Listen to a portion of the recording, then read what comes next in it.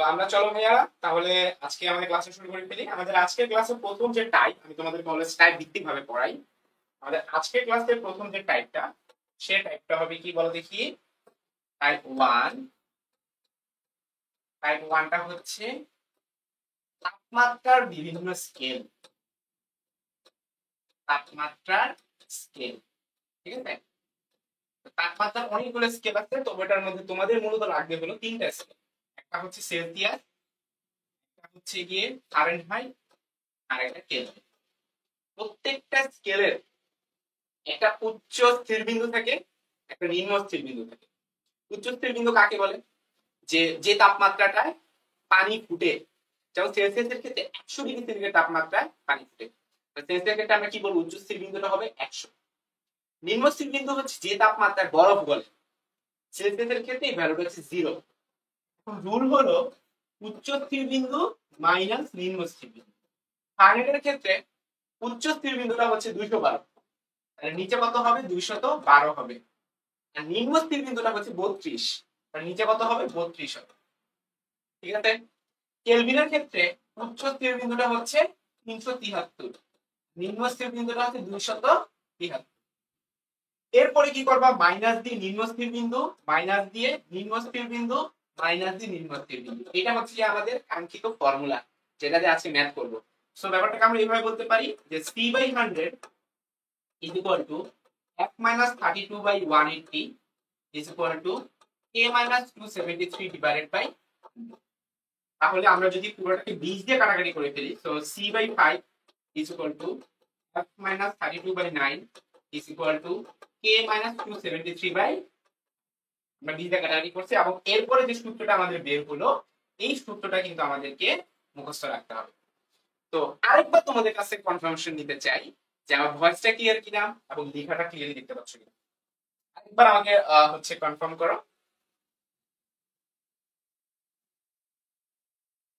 তোমরা আরেকবার আমাকে কনফার্ম করো যে অনেকেই বলতে যে, ম্যাক্সিমামরাই বলতে যে হ্যাঁ পুরোপুরি ক্লিয়ার। ঠিক আছে? তো চালু চালু আমাকে জানিয়ে ফেলো পুরোপুরি ক্লিয়ারলি বুঝতে পারছি।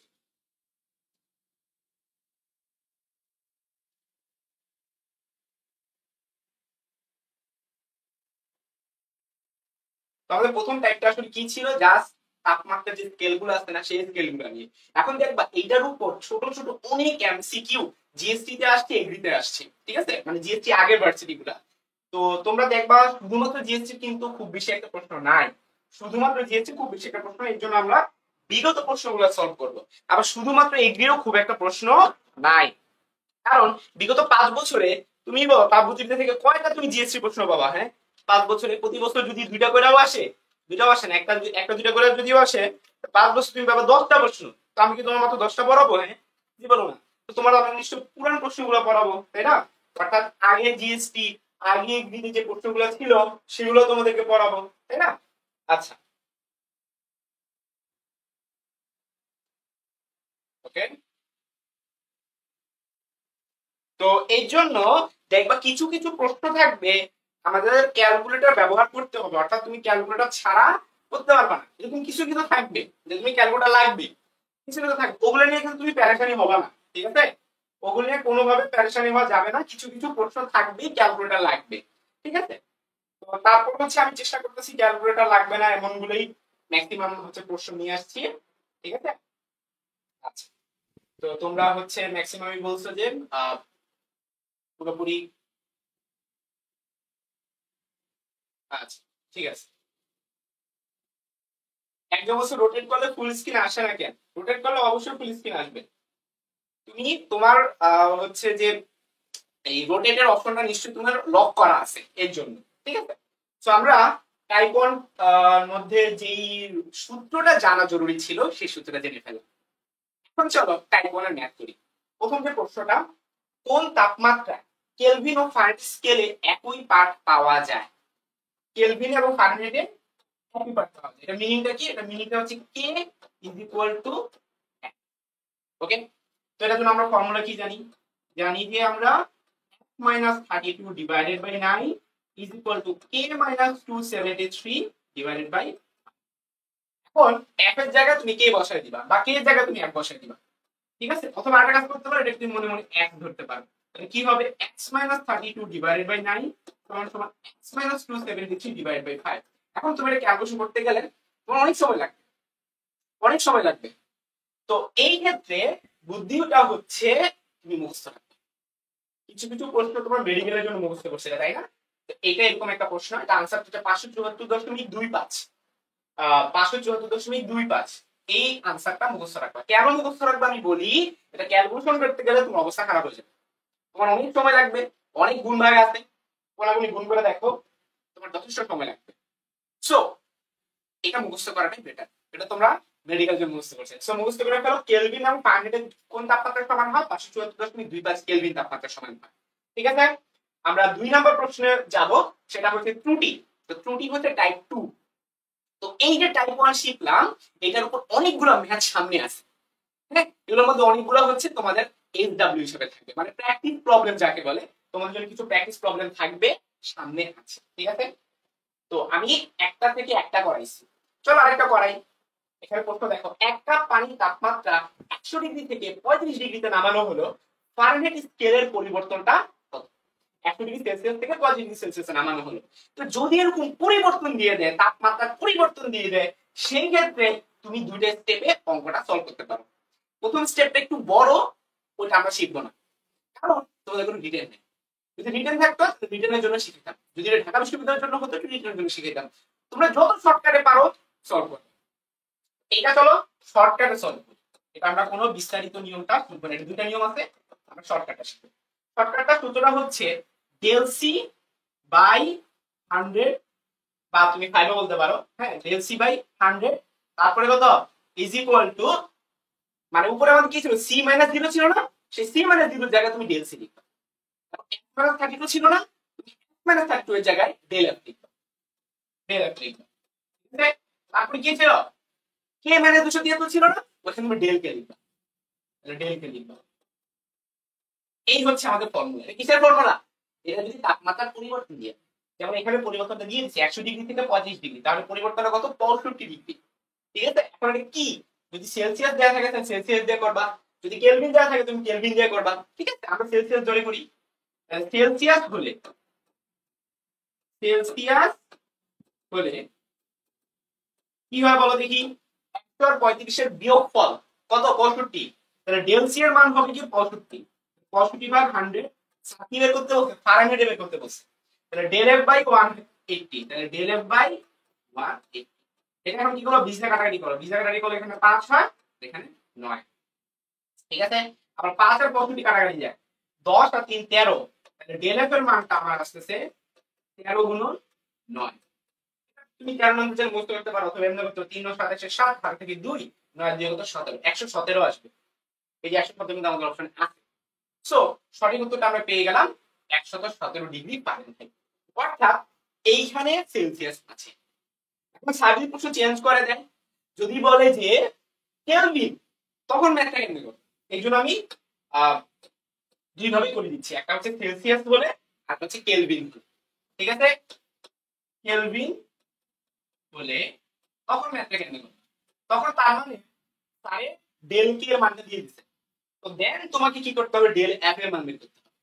কিভাবে করবা, এই সূত্রটা দিয়ে, তাহলে del F divided by 180 is equal to del K এর মান কত, 65, 65 ভাগ, তো তুমি এটা কাটাকাটি করবা। তো কাটাকাটি করলে 100 এর সাথে 180 কাটাকাটি করলে, এখানে 20 কাটাকাটি করলে কত, 9 হয়, এখানে 5 হয়। ঠিক আছে, তাহলে ডেল এফ সমান সমান আসবে 9 ইনটু 65 ডিভাইড বাই 5, তাহলে তুমি একই আনসারই আসবে, আনসারই আসবে 117 আসবে। ঠিক আছে, এটা নিধনটা কি, মানে কেন একই আনসার হলো, কারণ হলো ডেল সেলসিয়াস এবং ডেল কেলভিন একই কথা, এটা সবসময় মাথায় রাখবেন, সেলসিয়াসের পার্থক্য এবং কেলভিনের পার্থক্য অলওয়েজ সেম। একটু দ্রুত কমেন্টে জানাও বুঝছো কিনা,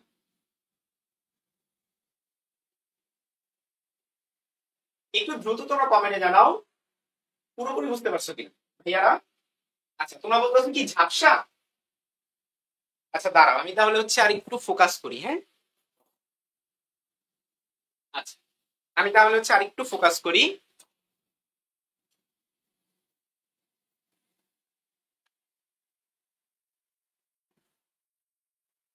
আচ্ছা, একটুখানি দাঁড়াও, আমি আরেকবার ফোকাস করি তাহলে। হ্যাঁ,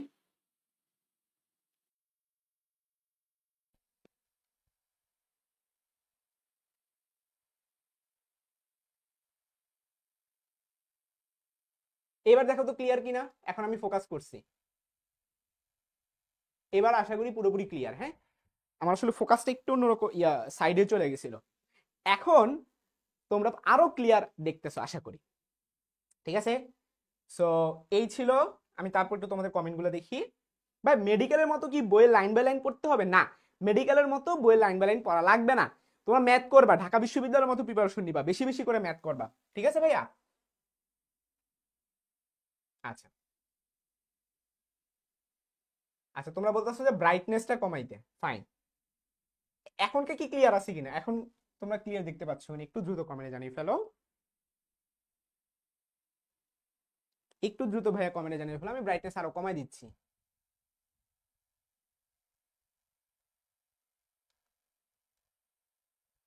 আমি আইএসওটা এই নাও কমাই দিছি। ঠিক আছে, এখন তোমরা কমেন্টে জানাবা যে পুরোপুরি ক্লিয়ার আছে কিনা। তো নেক্সট ম্যাথে চলে যাব। তো নেক্সট ম্যাথে চলে যাব আমরা কোন টাইপে? টাইপ 2 তে। ওকে,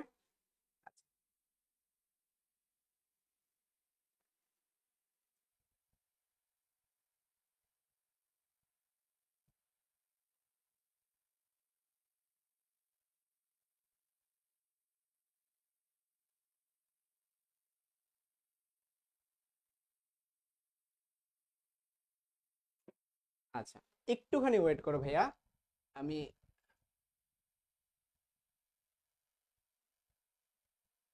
ফোকাসটা চেঞ্জ করার ফলে একটু চেঞ্জ হয়ে গেছিল সেটিংস। হ্যাঁ, একটু আমাকে সময় দাও, 1 মিনিট।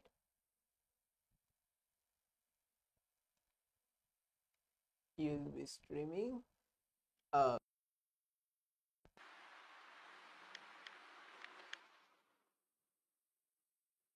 আমি 1 মিনিট তোমাদের কাছ থেকে চেয়ে নিচ্ছি, আমার ফোকাসটা চেঞ্জ হয়ে গেছে অ্যাকচুয়ালি।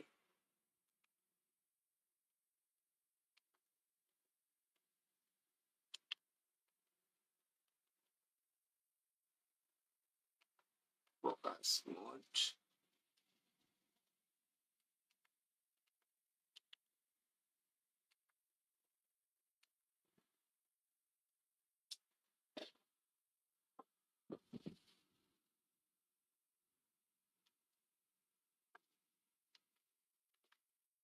আমাকে একটু সময় দাও। হ্যাঁ,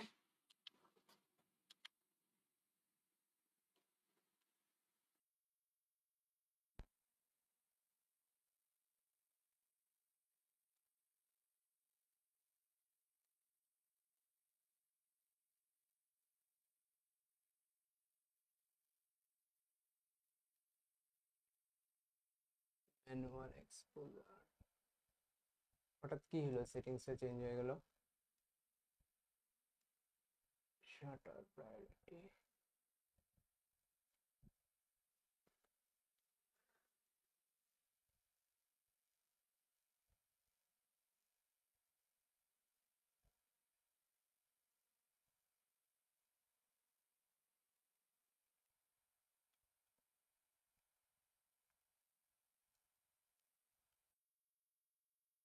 আচ্ছা, আশা করি এখন তোমরা ক্লিয়ারলি দেখতে পাবা। একটু কমেন্টে জানাও তো এখন কি ক্লিয়ারলি দেখতে পাচ্ছো? এখন কি ক্লিয়ারলি দেখতে পাচ্ছো কিনা একটু দ্রুত ভাইয়া কমেন্টে জানিয়ে ফেলো।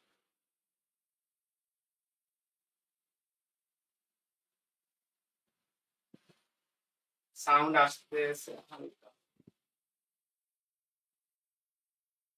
Hello hello. আমার স্ক্রিন দেখি ফ্রিজ হয়ে গেছে। স্ক্রিন কেন fridge?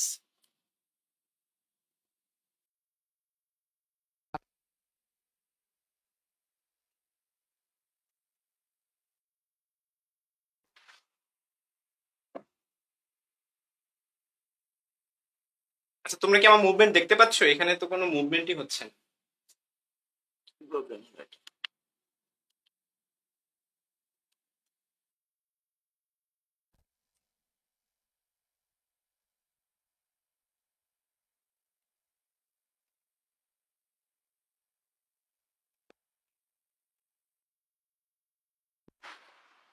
Hello hello, mic testing, hello. আচ্ছা আমি দেখতেছি আমার স্ক্রিন পুরো ফ্রিজ হয়ে গেছে, তোমরা কি আমাকে দেখতে পাচ্ছ? একটু কমেন্টে বলো তো। ওবিএস স্ক্রিন পুরো ফ্রিজ হয়ে গেছে, আমাকে কি দেখা যাচ্ছে? একটু দ্রুত কমেন্টে বলো তো। মুভমেন্ট নাই। আচ্ছা 4 নং কোশ্চেন দেখা যাচ্ছে শুধু। আচ্ছা মানে এটা ক্যামেরাটা কানেক্ট পাচ্ছে না, ক্যামেরাটা ডিসকানেক্ট হয়ে গেছে। বাট আমার ক্যামেরা তো এখানে দেখাচ্ছে কানেক্টেড। আচ্ছা আমি একটু ক্যামেরাটা অফ করে আরেকবার অন করি, হ্যাঁ? আমার ক্যামেরা,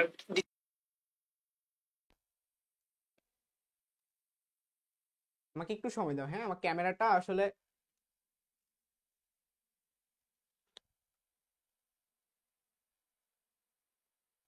সামহাউ ডিসকানেক্ট হয়ে গেছে। আমি প্রথম থেকে আরেকবার করতেছি, হ্যাঁ? আমাকে একটু সময় দিবে।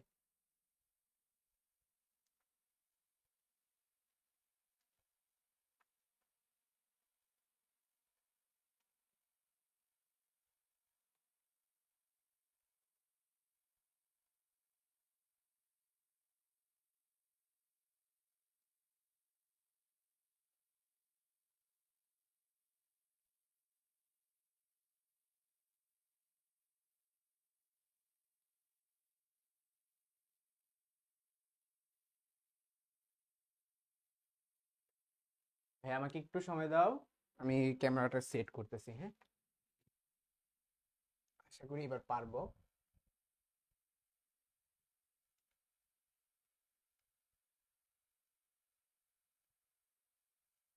ওকে, এবার কি? আমি ক্যামেরাটা অফ করে রিসেট দিয়ে নতুন করে আবার করছি। তোমাদের এখানে কি মুভমেন্ট দেখা যাচ্ছে?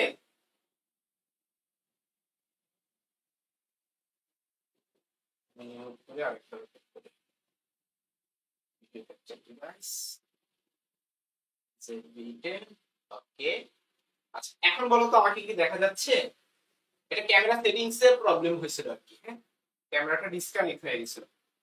তো ভাইয়ারা তোমরা একটু দ্রুত এখন কমেন্টে জানাতে ফেলো যে এখন কি ক্লিয়ারলি দেখতে পাচ্ছো? ক্যামেরাটা ডিসকানেক্ট হয়ে গেছিল, হ্যাঁ? কানেকশন ঠিক ছিল, ভয়েস ঠিক ছিল, বাট ক্যামেরাটা ডিসকানেক্ট হয়ে গেছিল। এখন তোমাদের কাজ হচ্ছে আমাকে কমেন্টে জানানো যে এখন কি ভয়েস ক্লিয়ার আছে এবং লেখা কি ক্লিয়ারলি দেখতে পাচ্ছো? এটা দ্রুত একটু জানিয়ে ফেলো।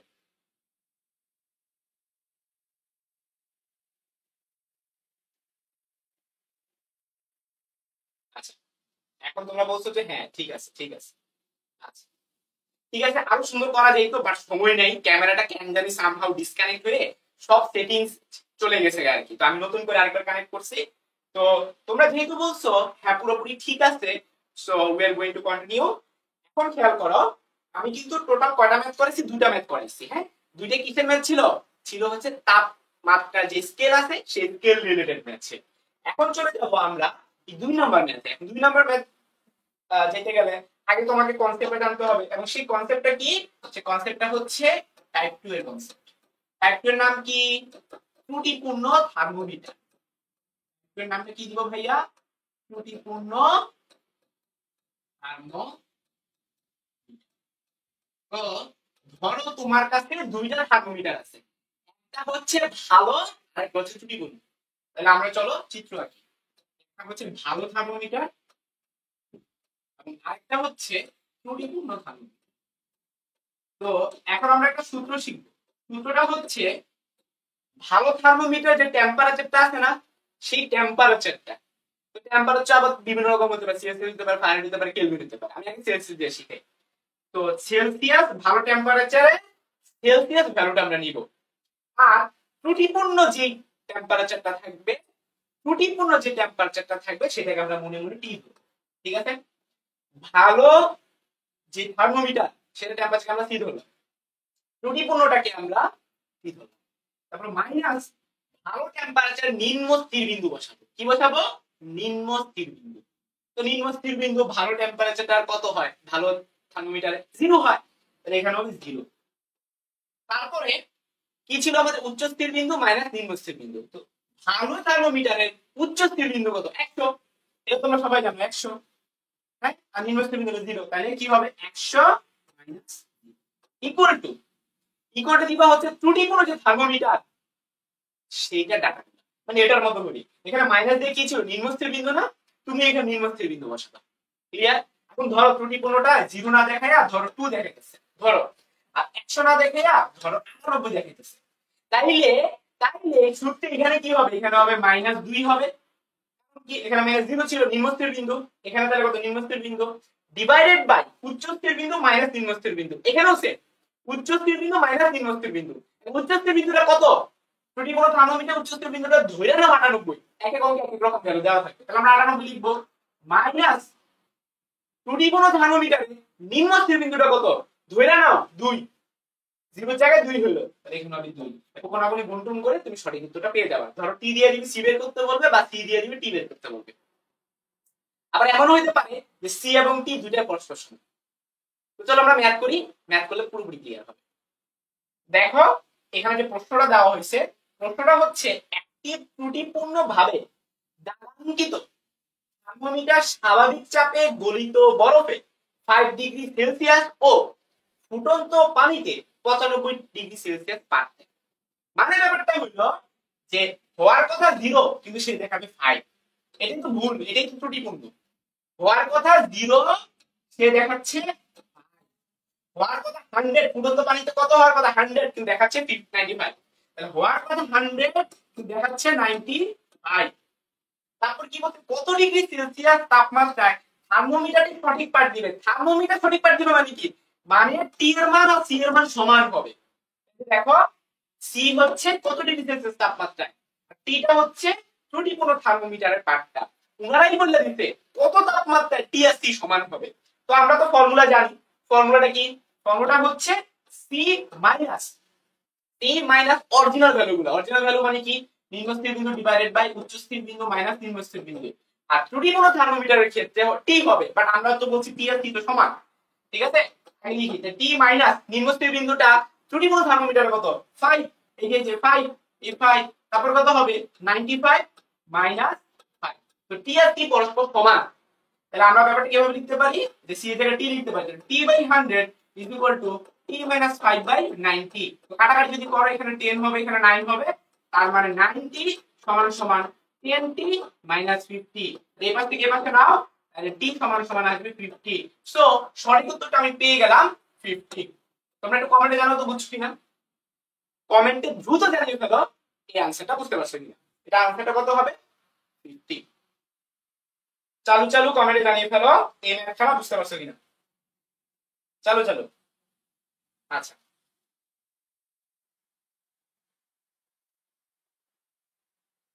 একটু দ্রুত তোমরা কমেন্টে জানিয়ে ফেলো এই ম্যাথটা বুঝতে পারছো কিনা।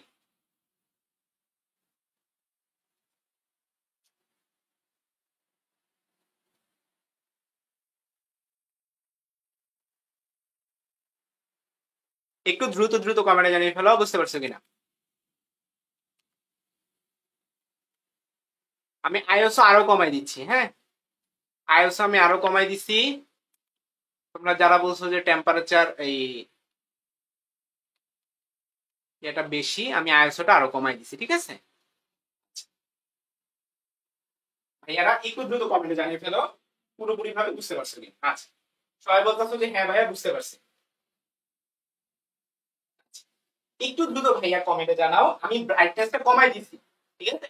ব্রাইটনেস কমানোর পর এখন কি ক্লিয়ার আছে কিনা একটু দ্রুত কমেন্টে জানাও। তো এটা ছিল ত্রুটিপূর্ণ থার্মোমিটারের আমাদের প্রথম ম্যাথ। ত্রুটিপূর্ণ থার্মোমিটার আমাদের প্রথম ম্যাথ ছিল এটা। এখন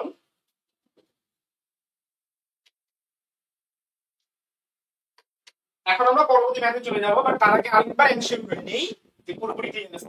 এখন তোমরা বলতেছো perfect, all clear, okay fine. যেহেতু তোমরা বলতেছো পারফেক্ট, সো ত্রুটিপূর্ণ থার্মোমিটারে আরেকটা ম্যাথে আমরা চলে যাই। হ্যাঁ ত্রুটিপূর্ণ থার্মোমিটারে দ্বিতীয় আরেকটা ম্যাথে চলে যাই। এই যে ম্যাথটা দেখো, একটি ত্রুটিপূর্ণ থার্মোমিটারের বরফ বিন্দু 5 ডিগ্রি সেলসিয়াস এবং স্টিম বিন্দুটা কত 99 ডিগ্রি সেলসিয়াস। তো আমরা অঙ্ক এখানেই শেষ। দেখো আমরা এটা ইজিলি পাবো যে বরফ বিন্দু 5, তাইলে আমাদের ফর্মুলা কি ছিল যে c - 0 ডিভাইডেড বাই 100 - 0 সমান ত্রুটিপূর্ণ থার্মোমিটারের পাঠটা t - কত 5 ডিভাইডেড বাই, হ্যাঁ ত্রুটিপূর্ণ ভ্যালুগুলা কত 100 দেখানোর কথা 99 দেখাচ্ছে, 99 মাইনাস 5। এখন তোমার টি এবং সি এর মধ্যে একটা রিলেশন লাগবে বা টি এবং সি যে কোনো একটা ভ্যালু লাগবে। স্যার দিয়ে দিতেন যখন এই থার্মোমিটার 52 ডিগ্রি সেলসিয়াস দেখায়, এটা তো ভুল দেখে গেছে, এটা ত্রুটিপূর্ণ থার্মোমিটার। ত্রুটিপূর্ণ থার্মোমিটার টি এর মানটা কত 52, এটা ছাড়িয়ে দিয়ে দিচ্ছে। আগের অঙ্কে টি আর সি সমান ছিল, এই অঙ্কে এরকম না, এই অঙ্কে টি এবং সি কিন্তু সমান না। খেয়াল করো, তোমার কিছু ব্যাটারি বেশি, আমি একটা লাইট অফ করে দিই, তাই বেটার হয়। একটা লাইট অফ করে দিচ্ছি, ওকে, একটা লাইট অফ করে দিচ্ছি, আশা করি ঠিক আছে। আচ্ছা, যেটা বলতেছিলাম ভাইয়ারা,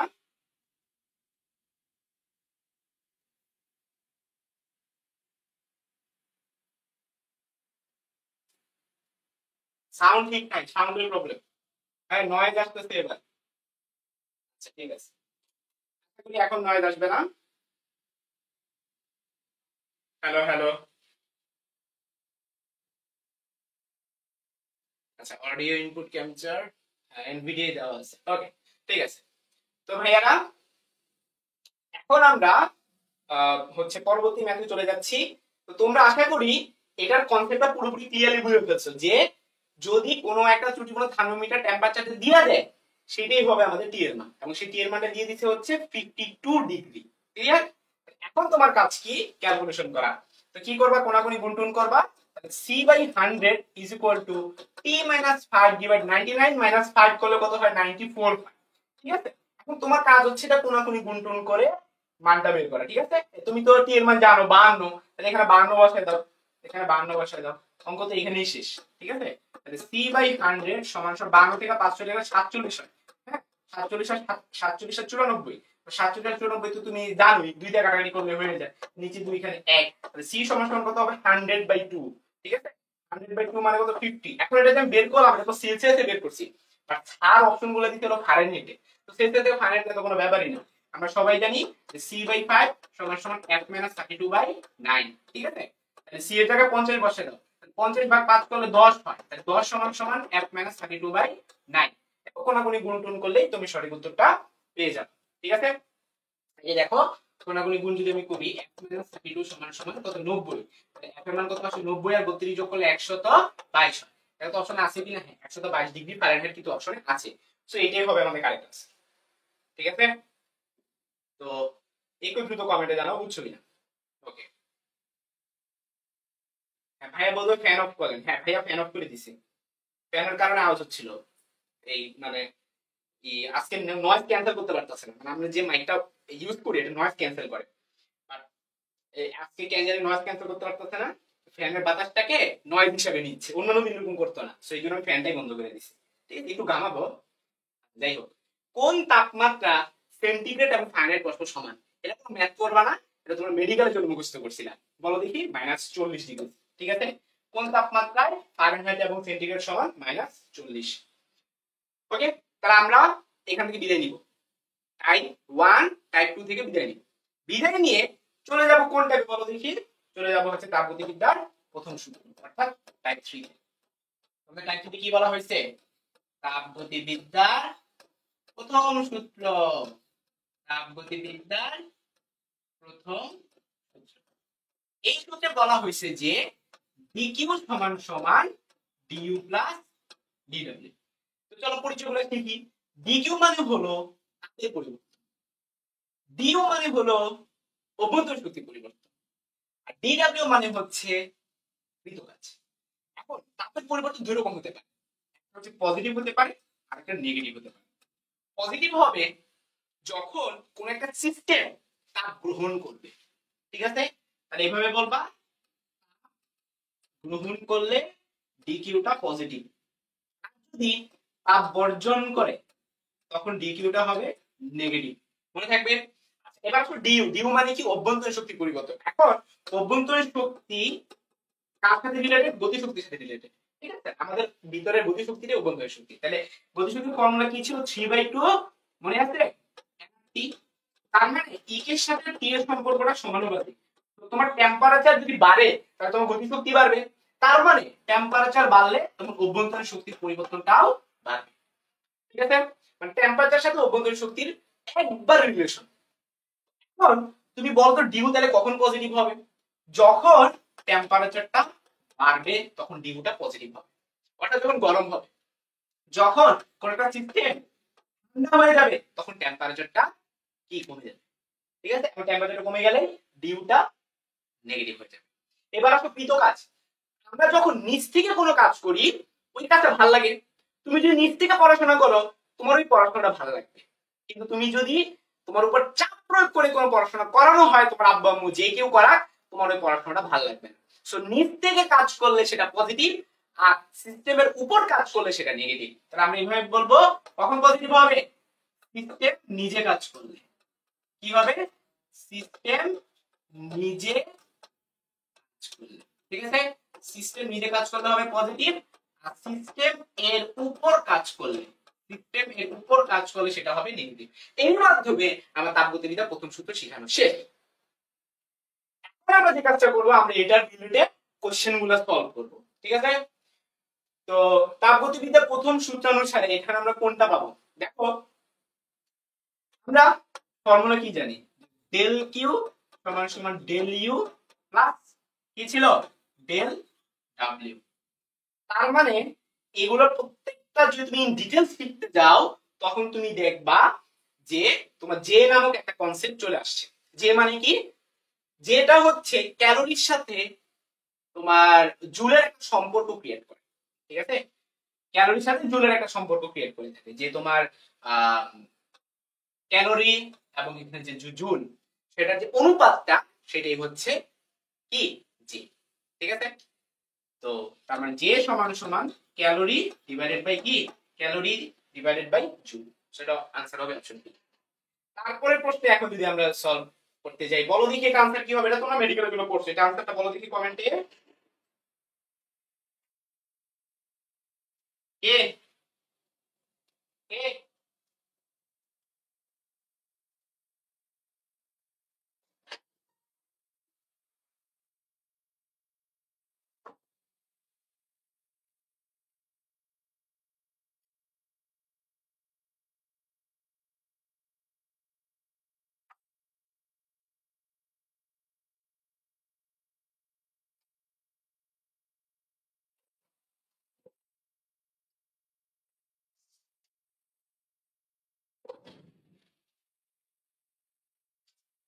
হ্যাঁ এটা উত্তর বলো দেখি, যে তাপগতিবিদ্যার কোন সূত্রের উপর ভিত্তি করে থার্মোমিটার তৈরি করা হয়? দেখো তাপগতিবিদ্যার এক একটা সূত্রের উপর ভিত্তি করে এক একটা তৈরি করা হয়েছে।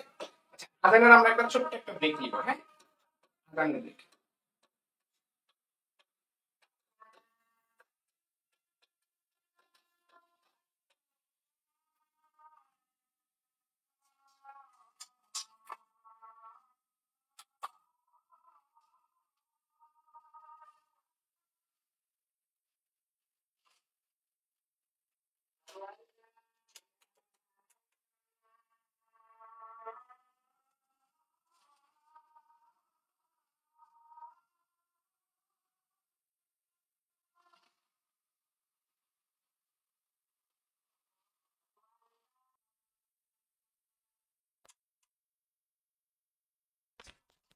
আচ্ছা আজান শেষ হয়ে গেছে।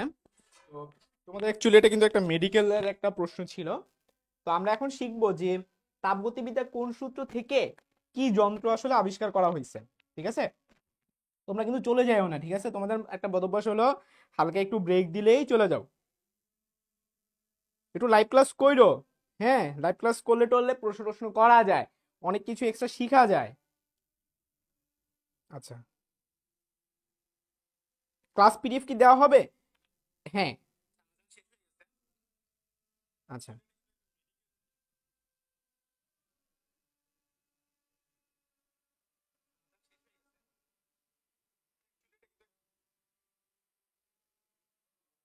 আচ্ছা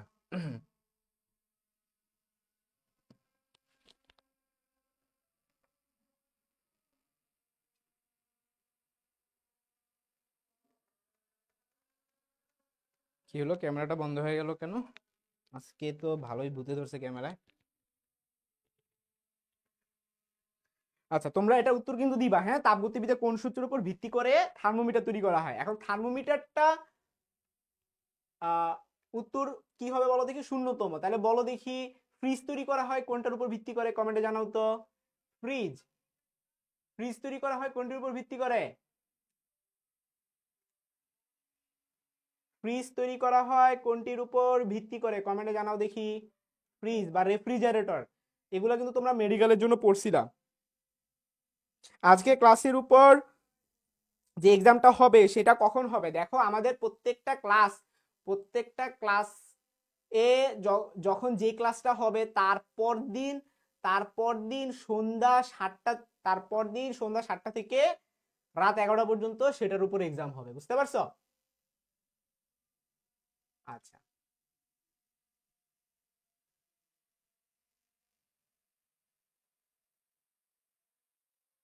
তো আশা করি তুমি উত্তর পেয়েছো।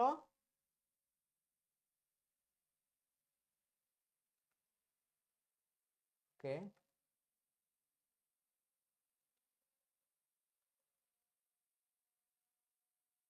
আজকে ক্যামেরা ভালো লেভেলের ভূতে ধরছে। এটা হচ্ছে গিয়ে তোমার এই অফ হয়ে গেছিল আবার। আমি এই যে এখন ইউএসবি স্ট্রিমিং দিলাম, অন দিলাম। ওকে, এখন তোমরা কমেন্টে জানাও যে পুরোপুরি ক্লিয়ার আছে কিনা। হ্যাঁ,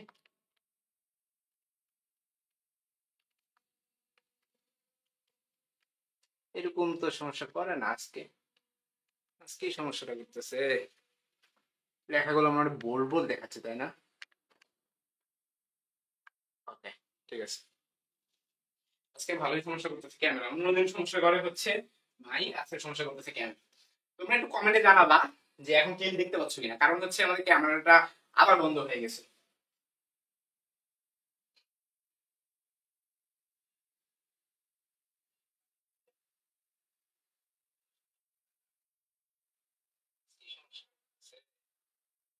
আমি তো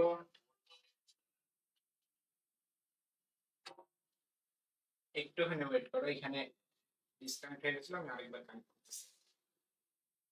Okay.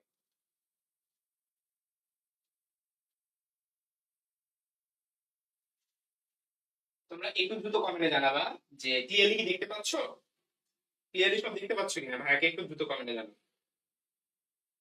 হ্যাঁ, স্ক্রিন ফ্রিজ হয়েছিল কারণ তখন ক্যামেরা বন্ধ ছিল, ক্যামেরা অটোমেটিক বন্ধ হয়ে গেছিল,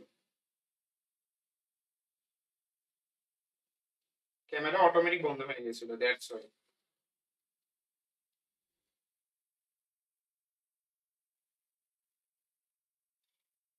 এখন কি তোমরা ক্লিয়ারলি দেখতে পাচ্ছ?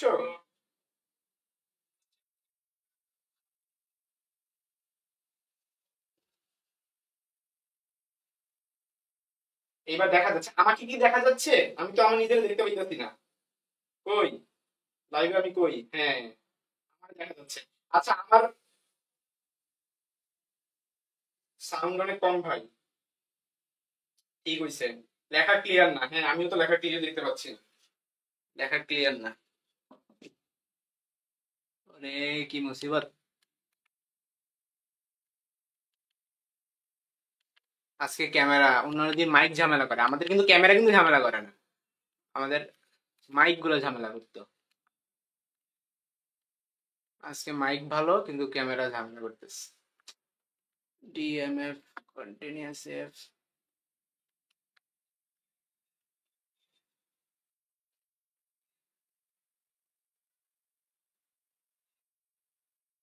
লেখা ক্লিয়ার না, হ্যাঁ, লেখা আমিও ক্লিয়ার দেখতে পাচ্ছি না। আচ্ছা, আমরা একটা কাজ করি, চলো। আমরা চলো একটা নামাজের ব্রেক নিই, হ্যাঁ, আমরা চলো নামাজটা পড়ে আসি, নামাজ পড়ে এসে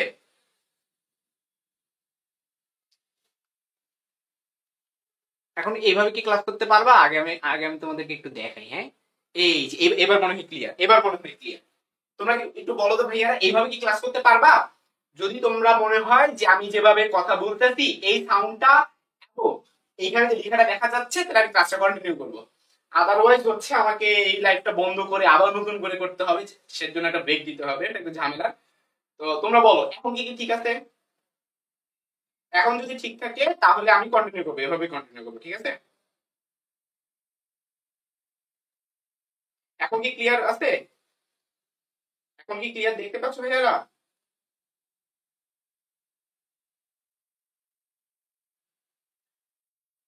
ইগনোর করো, আমার চেহারা পুরো কালো দেখাচ্ছে, আমি জানি আমার পুরো কালো দেখাচ্ছে, আমার চেহারা বাদ দাও, লেখা ক্লিয়ার নেই, ঠিক আছে? আচ্ছা, আজকের দিনের জন্য আমার চেহারা বাদ দাও, পরের দিন থেকে আমরা ভালো মতো দেখবো। ওকে, তাপগতিবিদ্যার কোন সূত্রের উপর ভিত্তি করে থার্মোমিটার তৈরি করা হয়? তাপগতিবিদ্যার শূন্যতম সূত্রের উপর ভিত্তি করে থার্মোমিটার তৈরি করা হয়। তো শূন্যতম সূত্রটা হচ্ছে এরকম যে ধরো তোমার কাছে তিনটা সিস্টেম আছে, একটা এ, একটা বি আর একটা হচ্ছে সি। তো এ এর সাথে সি যদি তাপীয় সাম্যাবস্থায় থাকে, বি এর সাথে সি যদি তাপীয় সাম্যাবস্থায় থাকে, তাহলে এ এবং বি ও তাপীয় সাম্যাবস্থায় থাকবে। এটাই তাপগতিবিদ্যার প্রথম সূত্র। এ এর সাথে সি, বি এর সাথে সি হলে এ এর সাথে বি, কত উল্টাটা হইতে পারে। এ এর সাথে বি তাপীয় সাম্যাবস্থায়, বি এর সাথে সি তাপীয় সাম্যাবস্থায়, তাহলে এ এর সাথে সি ও তাপীয় সাম্যাবস্থায় থাকবে। এগুলো হলো ম্যাথ নেই, ঠিক আছে? এটার উপর ভিত্তি করে আমরা কি তৈরি করে থাকি? থার্মোমিটার তৈরি করে থাকি। আর যদি প্রশ্ন বলে ফ্রিজ তৈরি করা হয় কোনটার উপর ভিত্তি করে, তখন তুমি আনসার কি দিবা? দ্বিতীয়টা, এটা হচ্ছে রেফ্রিজারেটর। রেফ্রিজারেটর, রেফ্রিজারেটর উপর ভিত্তি করে কি থার্মোমিটার, রেফ্রিজারেটর তৈরি করা হয় দ্বিতীয় সূত্রের উপর ভিত্তি করে, ঠিক আছে? আচ্ছা, পানি ত্রৈধবিন্দুর কত ভাগকে 1 কেলভিন বলা হয়? তোমরা ভাইয়া মনে হয় মেডিকেলের প্রশ্ন ধরে নিয়ে আসছে না? ভাইয়া আমি মেডিকেলের প্রশ্ন ধরে নিয়ে আসি না, এগুলো জিএসটি এবং এমপিতে আসা প্রশ্ন। ওকে, তো এখানে প্রশ্নটা হচ্ছে কত ভাগকে? পানি ত্রৈধবিন্দুর আমরা জানি 1/273 ভাগকে। তারপরে প্রশ্ন, তাপমাত্রা 15 ডিগ্রি থেকে 30 ডিগ্রি সেলসিয়াসে নিয়ে গেলে কোনটির রোধ বৃদ্ধি পায়? এটা একবার বেসিক একটা কোশ্চেন। তুমি টেম্পারেচার বাড়াচ্ছ, টেম্পারেচার বাড়াইলে রোধ কার বাড়ে? পরিবাহীর রোধ বাড়ে, পরিবাহীর রোধ বাড়ে, আর সেমিকন্ডাক্টরের রোধ কমে, তাহলে এটা आंसर কি হবে? পরিবাহী, ঠিক আছে? কার রোধ বাড়বে? পরিবাহীর রোধ বাড়বে, পরিবাহীর আর বাড়বে, এবং সেমিকন্ডাক্টরের আর কমে যাবে, এবং সেমিকন্ডাক্টরের আর কমে যাবে, সেমিকন্ডাক্টরের আর বা রোধটা কমে যাবে। এখন তুমি খুঁজে বের করবা এখানে পরিবাহী কি আছে? পরিবাহী একজনই আছে এবং তার নাম হচ্ছে তামা। তো পরবর্তী প্রশ্নে চলে যাব, পানি, বরফ এবং জলীয় বাষ্প কোন তাপমাত্রায় একসঙ্গে থাকতে পারে? 273.1। তারপরে প্রশ্ন, নিম্নের কোনটি তাপগতিবিদ্যার প্রথম সূত্রের গাণিতিক রূপ? তো dq সমান সমান du প্লাস dw, dq সমান সমান du প্লাস dw। বড় বড় একটা আসবে, একটু পরে আসবে। ফারেনহাইট স্কেলে কোন তাপমাত্রা সেন্টিগ্রেড পাঠে 3 গুণ হবে? যে বলছিলাম না কিছু SW দিয়ে দিব, হ্যাঁ এটা হচ্ছে সেই একটা SW। তারপরে প্রশ্ন, যদি ফারেনহাইট স্কেলে কোনো পাঠের মান এত হয় তাহলে সেন্টিগ্রেডে কত হবে? যে বলছিলাম SW দিয়ে দিব, SW। তারপরে প্রশ্ন SW, হ্যাঁ মানে এগুলো পড়ানোর আন্ডারে পড়ে গেছে। তারপরে প্রশ্ন SW, তোমরা জানো -40 ডিগ্রি সেলসিয়াস। তারপরে প্রশ্ন, সেন্টিগ্রেড ফারেনহাইট কোনটা সমান? সেম প্রশ্নটাই আসছে, হ্যাঁ এটা দুইটা ভিন্ন ভিন্ন ভার্সিটিতে আসছিল, ঠিক আছে? এটা আমাদের প্রথম প্রশ্নটা ছিল। এখন এটার কারেক্ট আনসারটা এখানে এক্স্যাক্টলি নাই, এটার আনসারটা হচ্ছে 574.25। এখন এটা তো অপশনে নাই, এটা নিকটতমটা তুমি দেখাবা, 574.59 আছে, 25 নাই বাট 59 আছে, সো তোমরা 5 মিনিটে দেখাবা। ত্রুটিপূর্ণ থার্মোমিটার, বলছিলাম যে তোমাদের জন্য আজকে অনেকগুলো প্র্যাকটিস প্রবলেম নিয়ে আসছি, সেগুলো বাসায় সলভ করবা, এগুলো এক্সাম।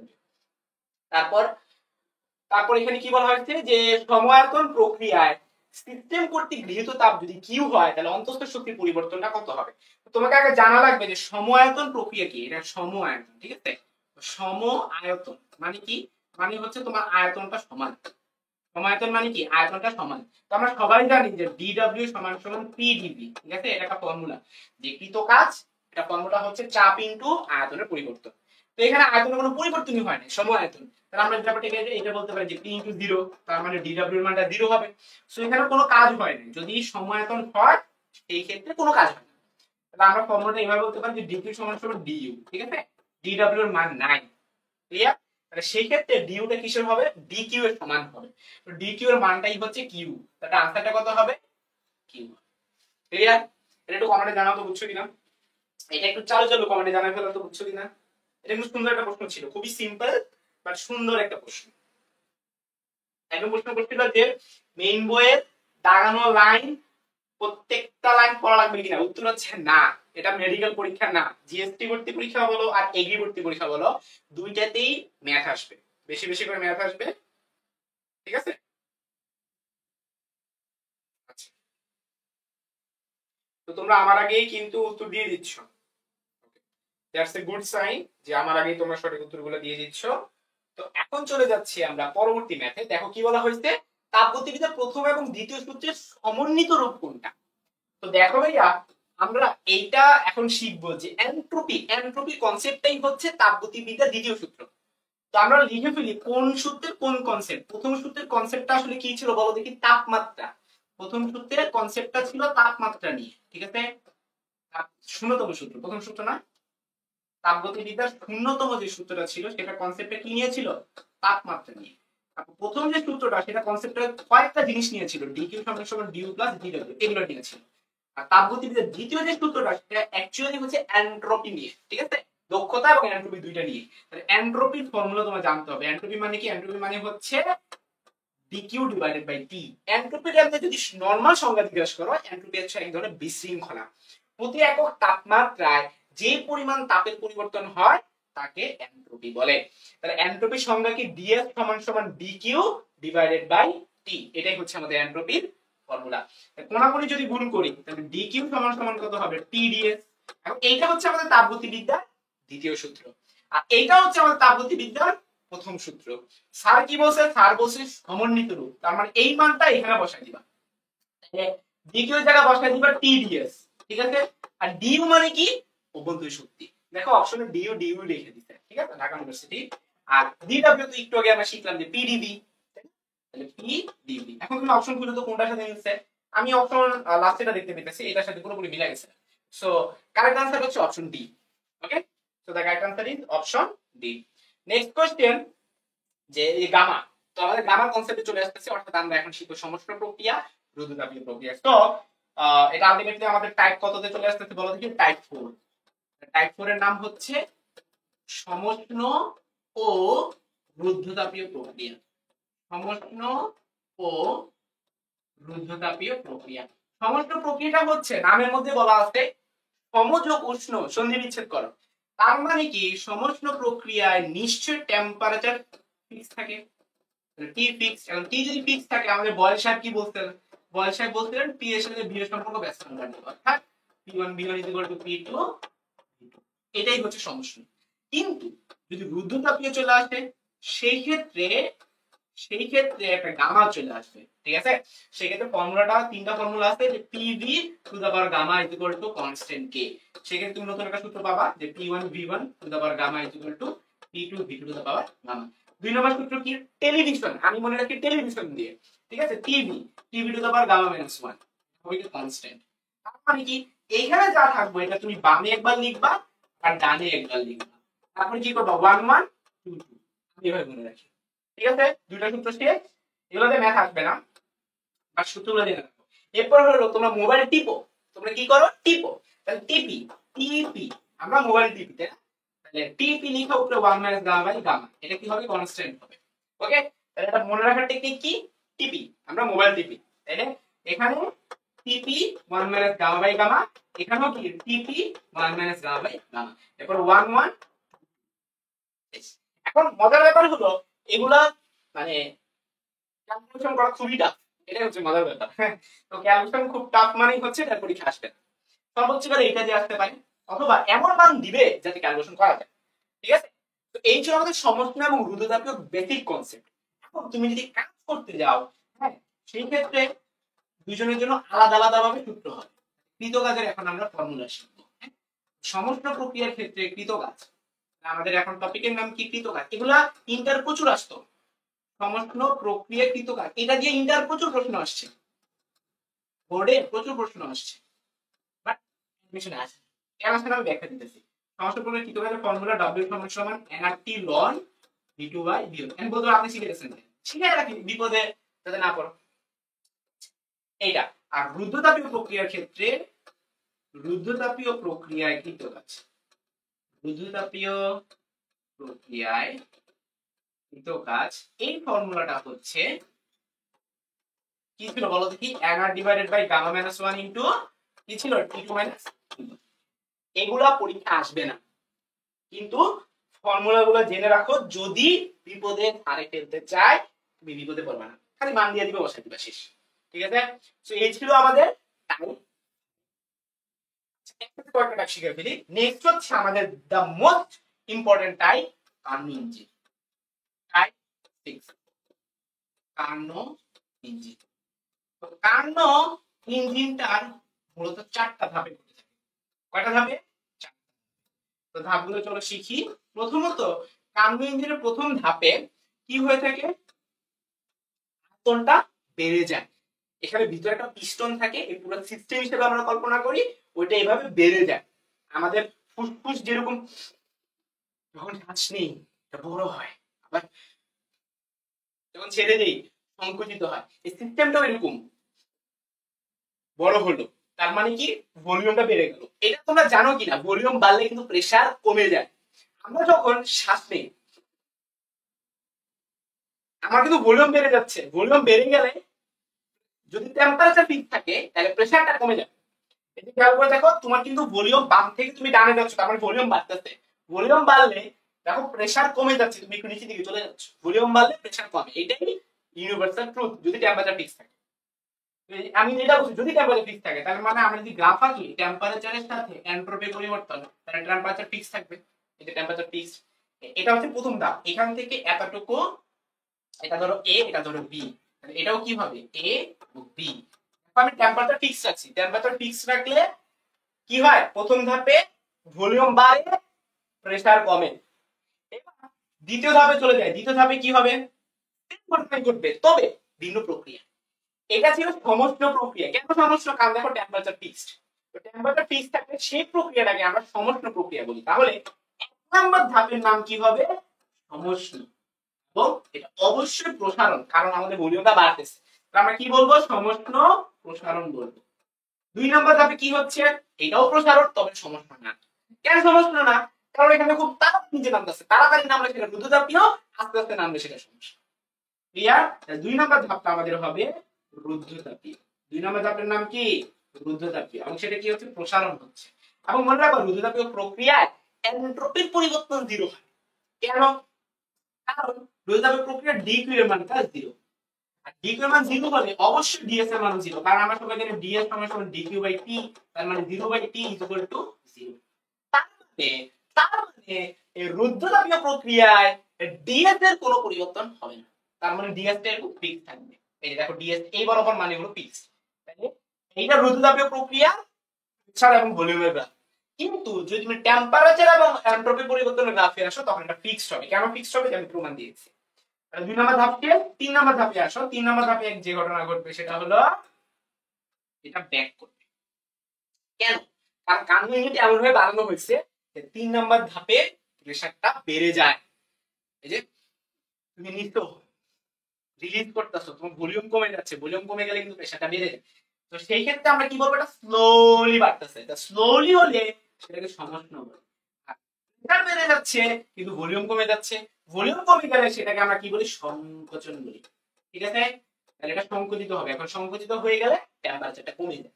তাহলে টেম্পারেচারটা এইভাবে ঠিক থাকে। এটা তো সমষ্ণ প্রক্রিয়া। হ্যাঁ, এটা একটা সমষ্ণ প্রক্রিয়া। তো সমষ্ণ প্রক্রিয়া টেম্পারেচার ফিক্স থাকে। ঠিক আছে? এবং সর্বশেষ যে ধাপটা, সেই ধাপটা হচ্ছে খুব তাড়াতাড়ি উপরে উঠে যাবে। খুব তাড়াতাড়ি উপরে উঠতে আসছে, সেটা অবশ্যই রুদ্ধতাপীয়। ঠিক আছে? এখন এটা কি হচ্ছে? টেম্পারেচারটা কি হয়ে যাবে? বেড়ে যাবে। রুদ্ধতাপীয় এই ক্ষেত্রে কি হবে? টেম্পারেচারটা বেড়ে যাবে। এই হচ্ছে আমাদের দুইটা গ্রাফ। একটা হচ্ছে P ভার্সেস V, আর একটা হচ্ছে T ভার্সেস DS। তো এই ছিল আমাদের কার্নো ইঞ্জিন। তোমরা কমেন্টে জানাবা বুঝছো কিনা।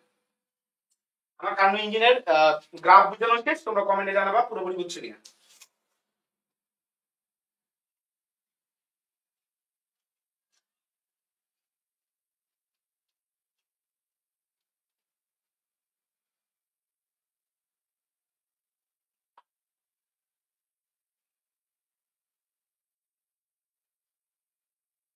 তোমরা একটু চয়েস করে কমেন্টে জানিয়ে ফেলো বুঝছো কিনা।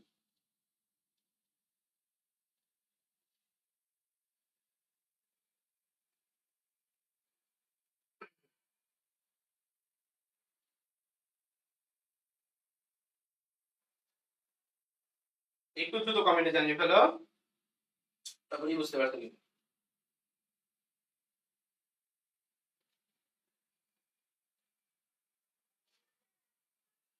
কার্নো ইঞ্জিনের ম্যাথ শিখবো, তার আগে থিওরি শিখতেছি। হ্যাঁ, সবাই বলতো যে হ্যাঁ বুঝতে পারছি।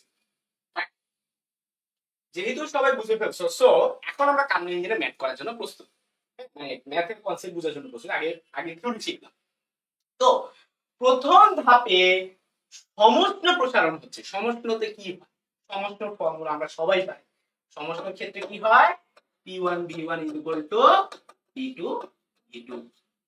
এখানেও দেখো same, p1 v1 p2 v2। তবে এখানে যদি তুমি নাম্বারিং দাও 1 2 যদি তুমি নাম্বারিং দাও তখন কিন্তু 1 2 মানে p1 v1 লেখা যাবে না। এখানে ধর প্রেসারটা p1 ভলিউমটা v1, এখানে ধর প্রেসারটা p2 ভলিউমটা v2। ঠিক আছে? তারপর এখানে ধরো প্রেসারটা P3, এই যে প্রেসারটা P3 এবং ভলিউমটা হচ্ছে V3। ওকে? আর এই জায়গাটা ধরো প্রেসারটা হচ্ছে P4 আর ভলিউমটা V4। এখন আমি তোমাকে বলি সূত্র বের করে দাও। তো প্রথমে তো অনেক ইজি ছিল, কারণ এই যে A এবং B এর মধ্যে P1 B এর P2 V2। বাট 3 নাম্বারটা একটু চিন্তা ভাবনা করে আসো। 3 নাম্বারটা শুরু হইছে কোথায়, শেষ হইছে কোথায়? 3 নাম্বার শুরু হইছে এখান থেকে, হ্যাঁ, শেষ হইছে এখানে গিয়ে। আমি আবারও বলি, এটা 1 নাম্বার ধাপ, এটা 2 নাম্বার ধাপ, এটা 3 নাম্বার ধাপ। P3 V3 P4 V4।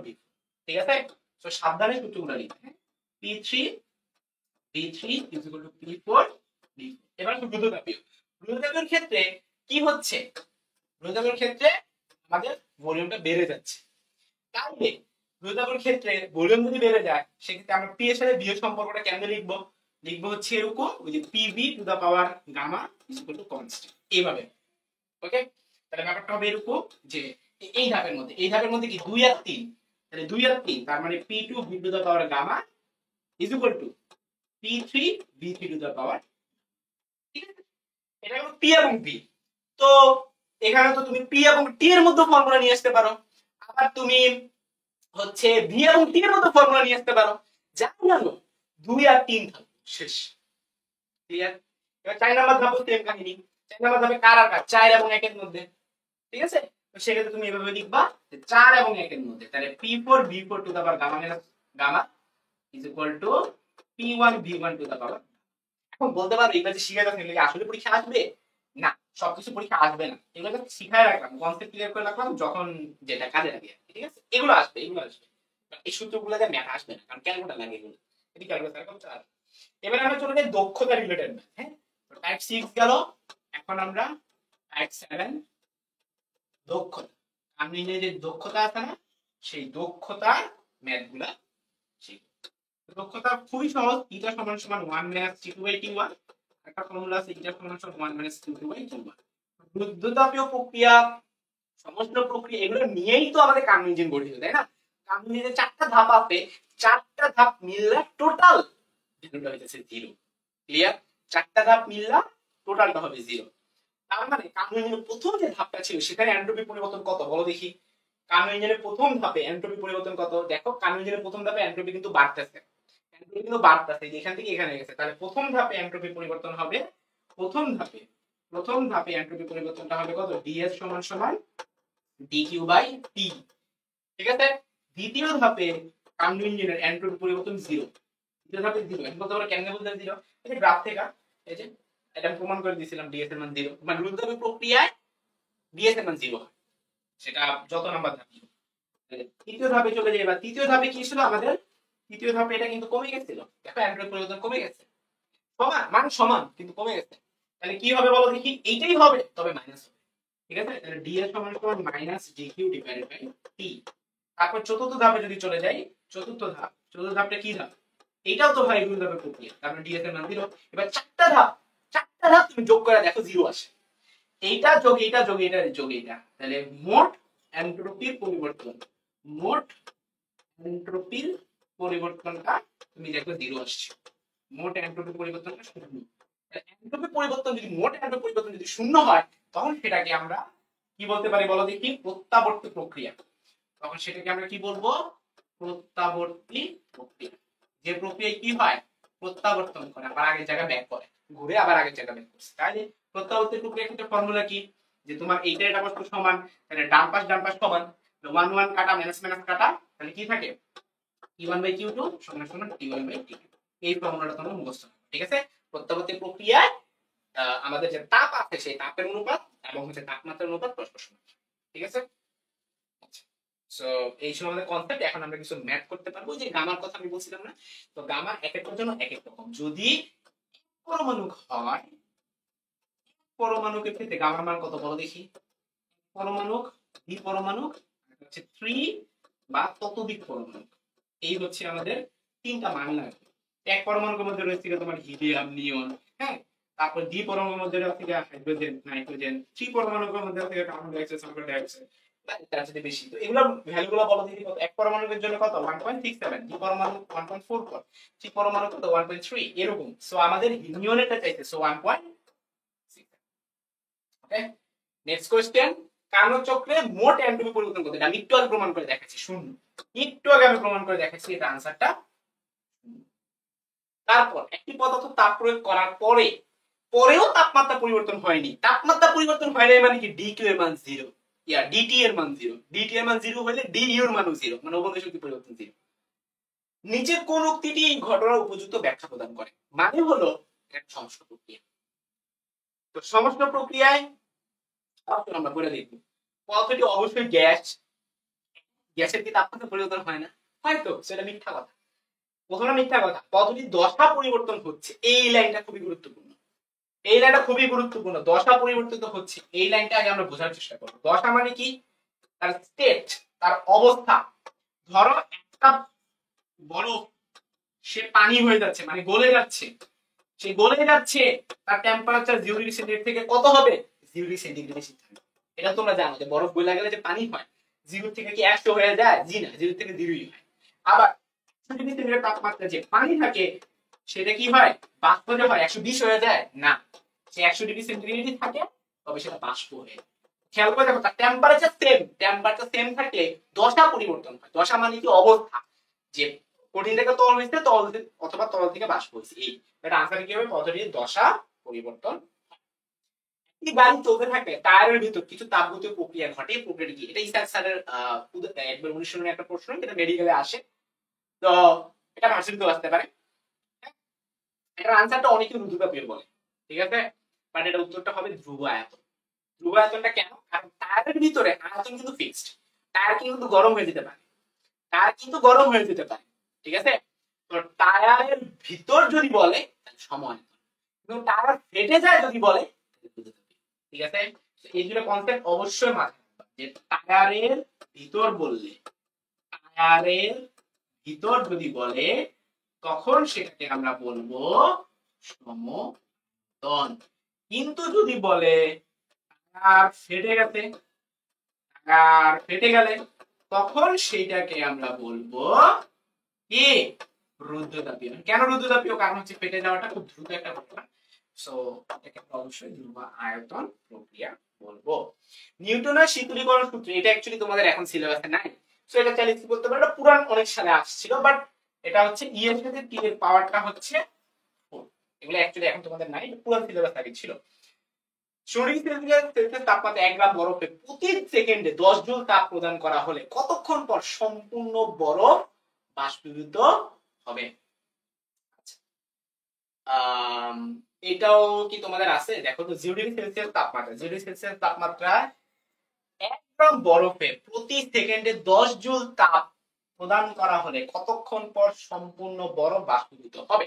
তো আমরা আগে ফর্মুলা বোঝার চেষ্টা করি। যখন কোন একটা কিছু গলে যায়, তখন ফর্মুলা হলো কিউ ইকুয়াল টু এম এল।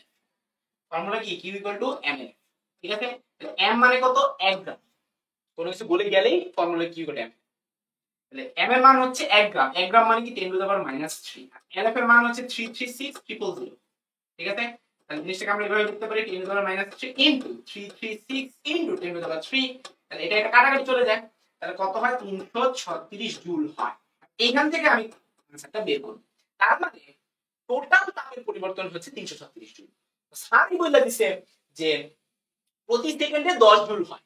তাহলে ঐকিক নিয়ম করো, যে 10 জুল কয় সেকেন্ডে? 1 সেকেন্ডে। এই 336 জুল কত সেকেন্ডে হবে? বুঝলা তো, যে 1/10 ইনটু 336। তাহলে এটা আমাদের আনসারটা কত আসবে? 33.6, ঠিক আছে। বুঝতে পারছো কিনা যে প্রতি সেকেন্ডে 10 জুল হইতেছে, তাহলে 336 জুল হইতে হইলে তোমার 33.6 সেকেন্ড। সো এটা অ্যাকচুয়ালি হবে গিয়ে 0.5 মিনিট, এটা পয়েন্ট, ঠিক আছে। 33.6 সেকেন্ড মানে হচ্ছে হাফ মিনিট, এখানে অ্যাকচুয়ালি একটা পয়েন্ট শব্দটা আসে, বুঝতে পারছো কিনা? আচ্ছা আচ্ছা, বাষ্পীভূত না অ্যাকচুয়ালি এটা এই ঘনীভূত। এটা কি হবে, বরফ কি হয়, এটা গলে যায়, হ্যাঁ, গলিত, গলিত। একটা বরফ যদি তুমি গলায় ফেলো তোমার 33.6 সেকেন্ড লাগবে, বা যেটাকে আমরা হাফ মিনিট 0.5 মিনিট বলতে পারি। ক্লিয়ার? যদি বলো না ভাইয়া বাষ্পীভূত, তখন সেক্ষেত্রে অনেকগুলো স্টেপ পরে পরে গিয়ে এটা বের করা সম্ভব, বাষ্পীভূত বের করা সম্ভব। বাষ্পীভূত মানে কি, তোমাদেরকে আমি স্টেপ গুলো বলি। যদি বাষ্পীভূত হইতে হয় তাহলে তো অঙ্ক অনেক পেঁয়াজ হয়ে যায়। দেখি তো বাষ্পীভূত করে। প্রথমত তোমার বরফটা ছিল 0 ডিগ্রি সেন্টিগ্রেড, ঠিক আছে, এটা একটা বরফ ছিল। তো এই বরফটা ফার্স্ট অফ অল গলে যাবে, এই বরফটা ফার্স্টে গলবে, গইলা 0 ডিগ্রি সেন্টিগ্রেড তাপমাত্রায় পানিতে পরিণত হবে। কিসে পরিণত হবে? পানিতে, ঠিক আছে। তারপর এই 0 ডিগ্রি তাপমাত্রার পানিটা পরিণত হবে 100 ডিগ্রি সেন্টিগ্রেড তাপমাত্রার পানিতে পরিণত হবে। 100 ডিগ্রি সেন্টিগ্রেড তাপমাত্রা পানি দেন গিয়ে বাষ্পে পরিণত হবে, ঠিক আছে। তার স্টেপ তোমার কয়টা? 1 2 3, তিনটা স্টেপ। তো আমরা চলো প্রত্যেকটা স্টেপ শিখে, আমি এক্সট্রা শিখাচ্ছি, হ্যাঁ। এই স্টেপ কি হচ্ছে, গলে গেছে, গলে গেছে, তাহলে আমরা এভাবে লিখবো Q1 ইকুয়াল টু, যদি টেম্পারেচার পরিবর্তন হয় তাহলে এমএস ডেল্টা, তাহলে Q2 সমান সমান কত? MS delta. যদি বাষ্পীভূত হয়ে যায় তাহলে ফর্মুলা কি? 226 এর ওকে। এখন এই তিনটা, এটা হচ্ছে আমাদের এমএলভি, তো এটা এমএলভি, এটা এলভি এর মান, ঠিক আছে। তাহলে আমি এমএলভি লিখি, পরে এলভি এর মানটা মুছে ফেলি, ঠিক আছে। এখন মোট যদি তাপের পরিবর্তন প্রশ্নে বের করতে বলে কি হবে, এটা যোগফল Q1 plus Q2 plus Q3। আমি আবারও বলি এটা পুরাতন সাল, এটা অনেক পুরানো একটা প্রশ্ন, ক্যালকুলেটর লাগবে। তারপরে কনসেপ্ট শিখাই, তাহলে Q1 এর ফর্মুলাটা কি হবে? mLf, Q2 ফর্মুলা হচ্ছে ms del theta, এবং Q3 ফর্মুলা হবে mLb। প্রত্যেকটার মধ্যে m আছে, তাহলে আমি যদি m কমন নেই plus del theta plus lb, মানে এটা ক্যালকুলেশন করতে গেলে অবস্থা খারাপ হয়ে যাবে, বাট তাও চেষ্টা করি। m এর মান হচ্ছে 10⁻³ lf এর মান কত? 336,000, f এর মান কত? 4200, হ্যাঁ, পানির f এর মান 4200, ডেল থিটা কত হবে? 100 থেকে 0, তাহলে 100, ঠিক আছে, প্লাস lb এর মান কত? 226,000, ঠিক আছে। তো এই ক্যালকুলেশন করতে গেলে তোমার ক্যালকুলেটর লাগবে শিওর, ঠিক আছে, নয়তো তুমি এটা পারবা না। তো তাও আমরা একটু চেষ্টা করি। 336,000 প্লাস এখানে কত হবে? আবার এখানে একটা তুমি দেখতে পারো, তিনটা শূন্য কিন্তু কমন যায়, তিনটা শূন্য তুমি তাহলে কমন নিয়ে নিতে পারো, ঠিক আছে। তুমি 10⁻³ কমন নিয়ে নিতে পারো, 10⁻³ যদি কমন নাও, এই তিনটা শূন্য বাদ, দুইটা আর একটা, তিনটা শূন্য বাদ, তিনটা শূন্য বাদ, তাহলে কত থাকে? 336 করে থাকে, প্লাস এখানে কত থাকে? 420, 420 থাকে, প্লাস এখানে কত থাকে? 226, এরকম, এটা তো কারাগারে চলে গেল। এখন এটা যোগ করো, 8 0 6, 8 6 14 4 থেকে 1, তো 6 আর 1 হলো 7, 7 আর 2 কত? 9, 9 3 12, 12 2 হাতে থেকে 1, 2 আর 1 3, 3 আর 4 7, 7 আর 3 10, 10 0 হাতে থেকে 1, 2 আর 1 3, আমার আসতে আসতে 3024 জুল। আনসার কত আসছে? 3024 জুল, ঠিক আছে। এখন একটু আগে আমরা পড়ছিলাম যে 1 সেকেন্ডে 10 জুল যায়, ঠিক আছে। আমরা এভাবে লিখতে পারি 10 জুল যায় 1 সেকেন্ডে, 3024 জুল যায় কত সেকেন্ডে? 1/10 ইনটু 3024, বা এটাকে আমরা 302.4 সেকেন্ড বলতে পারি। এখন 302.4 সেকেন্ড মানে কি? মানে হচ্ছে 5 মিনিট, অসাধারণ একটা ম্যাথ। তো এটা আনসার, সো এটা প্রশ্ন ঠিক আছে, এটা আনসার 5 মিনিট হবে, দেখছো, 0.5 মিনিট হবে যদি এটা গলিত বলে দেয়, যদি বাষ্পীভূত বলে দেয় তাহলে পুরো 5 মিনিট। সো অসাধারণ একটা ম্যাথ ছিল। সো তুমি বুঝতে পারছো, যদি এটা গলিত না বলে যদি বাষ্পীভূতই বলে দেয় তাহলে উত্তরটা 5 মিনিট হবে।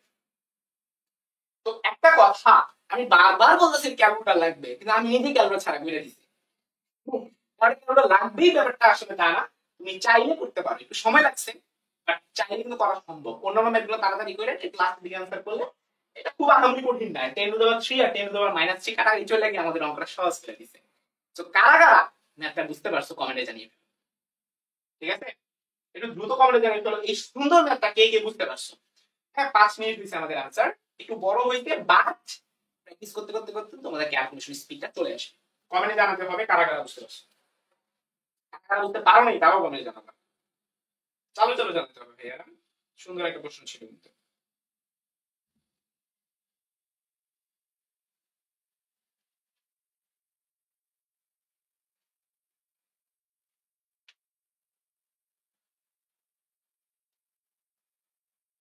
তাড়াতাড়ি তাড়াতাড়ি।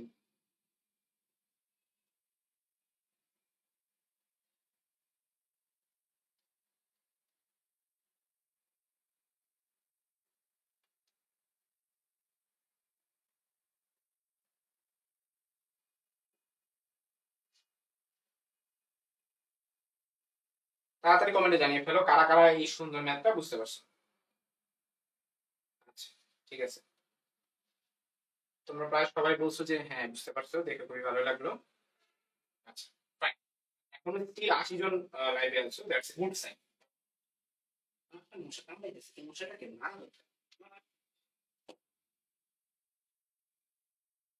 এই মশাটা প্রচুর জ্বালাচ্ছে।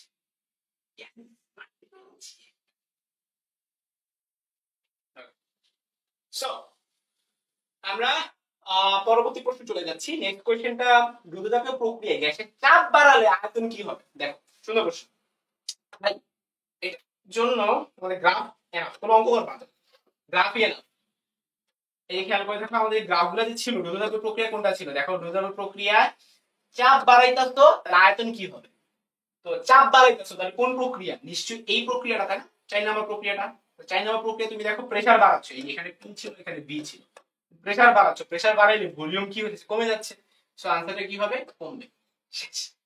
মানে এটা নরমালটার মতোই, যে পি বাড়লে বি কমে, নরমাল। অক্সিজেনের জন্য গামার মান কত? 1.4 মুখস্থ করো। অক্সিজেনের জন্য গামার মানটা কত? 1.4। নেক্সট কোশ্চেন, একটি সিলিন্ডারে 300 কেলভিন তাপমাত্রায় এবং 8 বায়ুমণ্ডলীয় চাপে 10 লিটার গ্যাস আবদ্ধ আছে, সমস্ত প্রক্রিয়ার চাপ দ্বিগুণ করা হলে সিলিন্ডারের আয়তন কত হবে? দেখো ভাইয়া, আমরা সবাই জানি সমস্ত প্রক্রিয়ার ক্ষেত্রে প্রেসারের সাথে ভলিউমের সম্পর্কটা ব্যস্তানুপাতিক।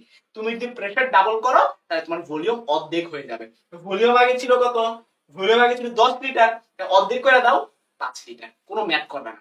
অনেকে বোকামি করবে p1 p p2 p2 ব্লা ব্লা ব্লা ব্লা, কি দরকার এগুলো করা?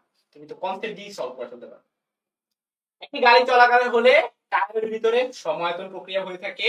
এখন বড় বরফ উপর থেকে ভূমিতে পতিত হলো, এতে পতন শক্তির 50% তাপে রূপান্তরিত হয়ে বরফ খণ্ডটির 1/4 গলে গেল।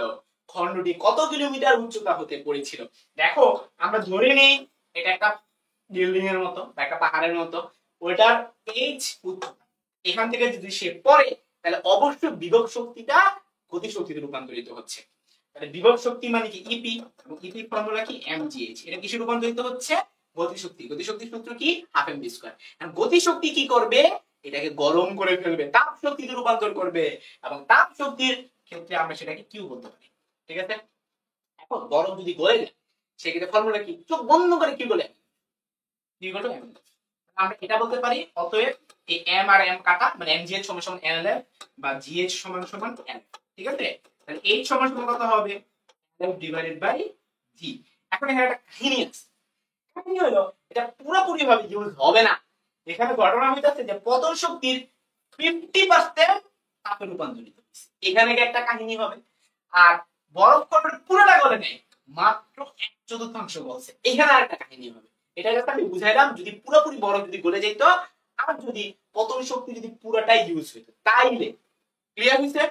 যদি এরকম শর্ত না দিত যে এইটা এটা এই যদি দুটো শর্ত না দেওয়া থাকতো তাহলে এমনি সলভ করে ফেলতো, অঙ্ক এখানেই শেষ। কিন্তু স্যাররা শর্ত দিয়ে দিছে, দুইটা শর্ত। একটা হচ্ছে পতন শক্তি 50% তাপে রূপান্তরিত হয়েছে, তাহলে পতন শক্তির রটা 50%, যার সাথে র তার সাথে সংখ্যা। এইটা লাইনটা মনে রাখবা। ওই তোমাদের ম্যাথ ছিল না, গতি শক্তি বিভব শক্তির কত গুণ, বিভব শক্তির কত গুণ, যার সাথে র তার সাথে সংখ্যা। এখানে হচ্ছে পতন শক্তির, তার মানে কি 50%টা হবে পতন শক্তির সংখ্যা। ঠিক আছে? পতন শক্তির কি বলছে? এতে পতন শক্তি 50% তাপে রূপান্তরিত হইতেছে, তার মানে তাপ মানে কি? কিউ। সো কিউ সামনে কিছু দিবা না, বাট পতন শক্তি যেটা, যে বিভব শক্তি আর কি, সেখানে 50%। তাহলে একটা কথা ক্লিয়ার, বরফটা যে গলে গেছে মানে কিউ, ওইখানে কিন্তু m/4 দিবা, এখানে কি দিবা m/4 দিবা, কারণ কি গলতে হলো 1/4। সো ইপি জায়গায় লিখবে mgh, মানে হাফ ইনটু mgh। আর এই যে কিউ আছে না, কিউ হলো ml লিখতা না, ml না লিখে m/4 ml লিখবা। কি লিখবা m/4, উভয় পাশে mm কাটা, অঙ্ক শেষ। h বের হয়ে যাবে, এখান থেকে তুমি h বের করতে পারবে। LF এর মান তো জানো 36000, g এর মান 9.8, তুমি 9.8 না ধরে 10 ধরো, শেষ, h বের হয়ে যাবে। ঠিক আছে, আচ্ছা কিলোমিটার বলছে, সো যা বের হবে ওটাকে 1000 দেখা করে দিবা। তারপর চলন্ত গাড়ির টায়ারের ভিতর সমায়তন প্রক্রিয়া হয়ে থাকে। 5 গ্রাম বিশুদ্ধ পানি তাপমাত্রা 5 ডিগ্রি সেলসিয়াস বৃদ্ধি করতে কি পরিমাণ তাপের প্রয়োজন? সবাই আমরা একটা ফর্মুলা জানি, Q = mf। এটা কখন হয়? যখন টেম্পারেচার ঠিক থাকে। আবার এই সূত্র জানি Q হলো ms ডেল্টা। এটা কখন হয়? যখন টেম্পারেচার পরিবর্তন হয়। আবার এই সূত্র জানি Q হলো mmv। এটা কখন হয়? যখন পানি থেকে বাষ্প। আমাদের এটা দরকার, ঠিক আছে? তাহলে এখানে m এর মান দিয়েছে 5 গ্রাম, তার মানে m এর জায়গা হবে 5 × 10⁻³ s এর মান হবে 4200 আর ডেল্টার মান কত 5, ঠিক আছে? তাইলে आंसर কত হয়? তোমার 5 সাথে 5, 5 পাতা 25, ঠিক আছে? এইখানে 4200, এইটাকে আমরা কত বলতে পারি? 4.2 × 10⁻³ বলতে পারি। ওই 10⁻³ এর সাথে 10⁻³ কাটাকাটি চলে যায়, সো এখানে হবে 4.2। 25 এর সাথে তুমি 4.2 গুণ করে দিবে, শেষ। এখন খেয়াল করে দেখো, এটা তো জুলে আছে, তাই না? তুমি যদি ক্যালোরিতে কনভার্ট করতে চাও তাহলে কি করবা? 4.2 তে ভাগ করে দিবা, ঠিক আছে? ক্যালোরিতে কনভার্ট হয়ে যাবে, সো উত্তর হবে 25 ক্যালোরি। ঠিক আছে, অপশনে আছে আছে।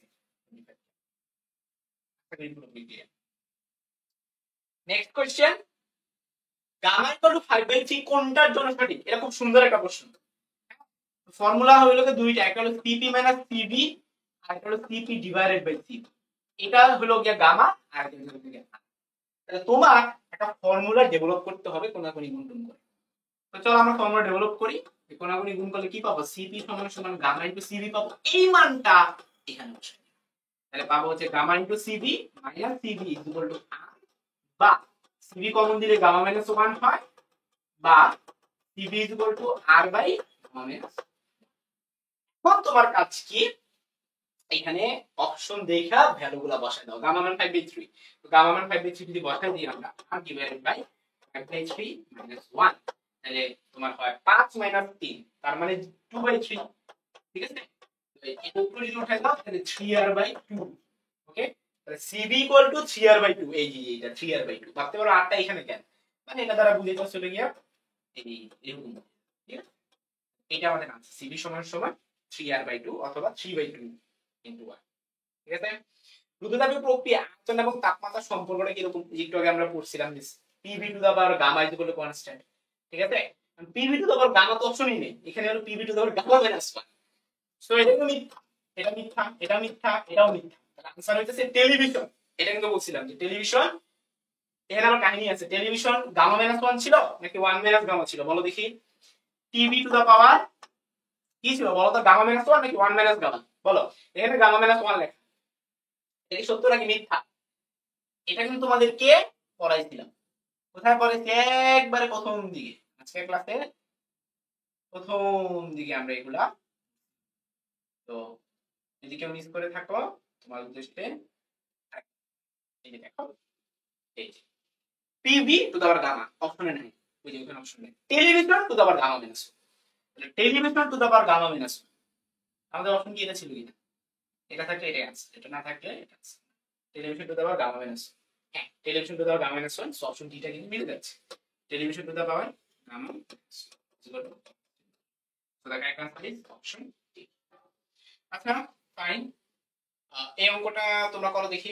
গ্যাস পরিবর্তিত কাজ মানে DW টা বের করবা।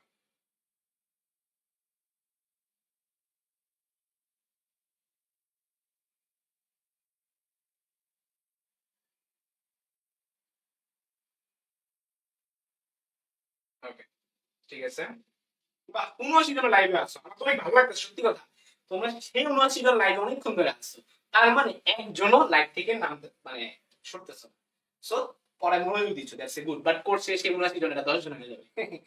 সমস্ত প্রক্রিয়া টি ইকুয়াল টু 400 কেলভিন 4 মোল আদর্শ গ্যাসের আয়তন V1 থেকে বৃদ্ধি পায় V2 ইকুয়াল টু 2 V1 হলো। মানে কি? মানে হচ্ছে ভলিউমটা দ্বিগুণ হয়েছে, সহজ বাংলা ভাষায় বলতে আছে যে গ্যাস প্রতি কৃত কাজ কত। আমরা সবাই জানি কৃত কাজের ফর্মুলা DW সমান PdV, ঠিক আছে? PdV এই। এখন এটা সমস্ত প্রক্রিয়ার ক্ষেত্রে কৃত কাজের একটা ফর্মুলা আছে, মনে আছে? যেটা বলছেন যে পরীক্ষা আছে না সাধারণত, কারণ ক্যালকুলেশন একটু ঝামেলা। বাট সুন্দর যদি মান দেয় যে nRT ln V2/V1, এটা কিন্তু একটা সুন্দর মান। কেমনে? কারণ এদের অনুপাতটা হচ্ছে 2, তাই না? তাহলে nRT ln V2/V1 এর মান হচ্ছে 2 এবং ln 2 এর মান তোমরা মুখস্থ পারো 0.693। সো n এর মান যদি বসাই 4, r এর মান কত? 8.314, t এর মানটা কত? t এর মানটা কত? 400, ln 2 এর মান কত? 0.693। সুন্দর।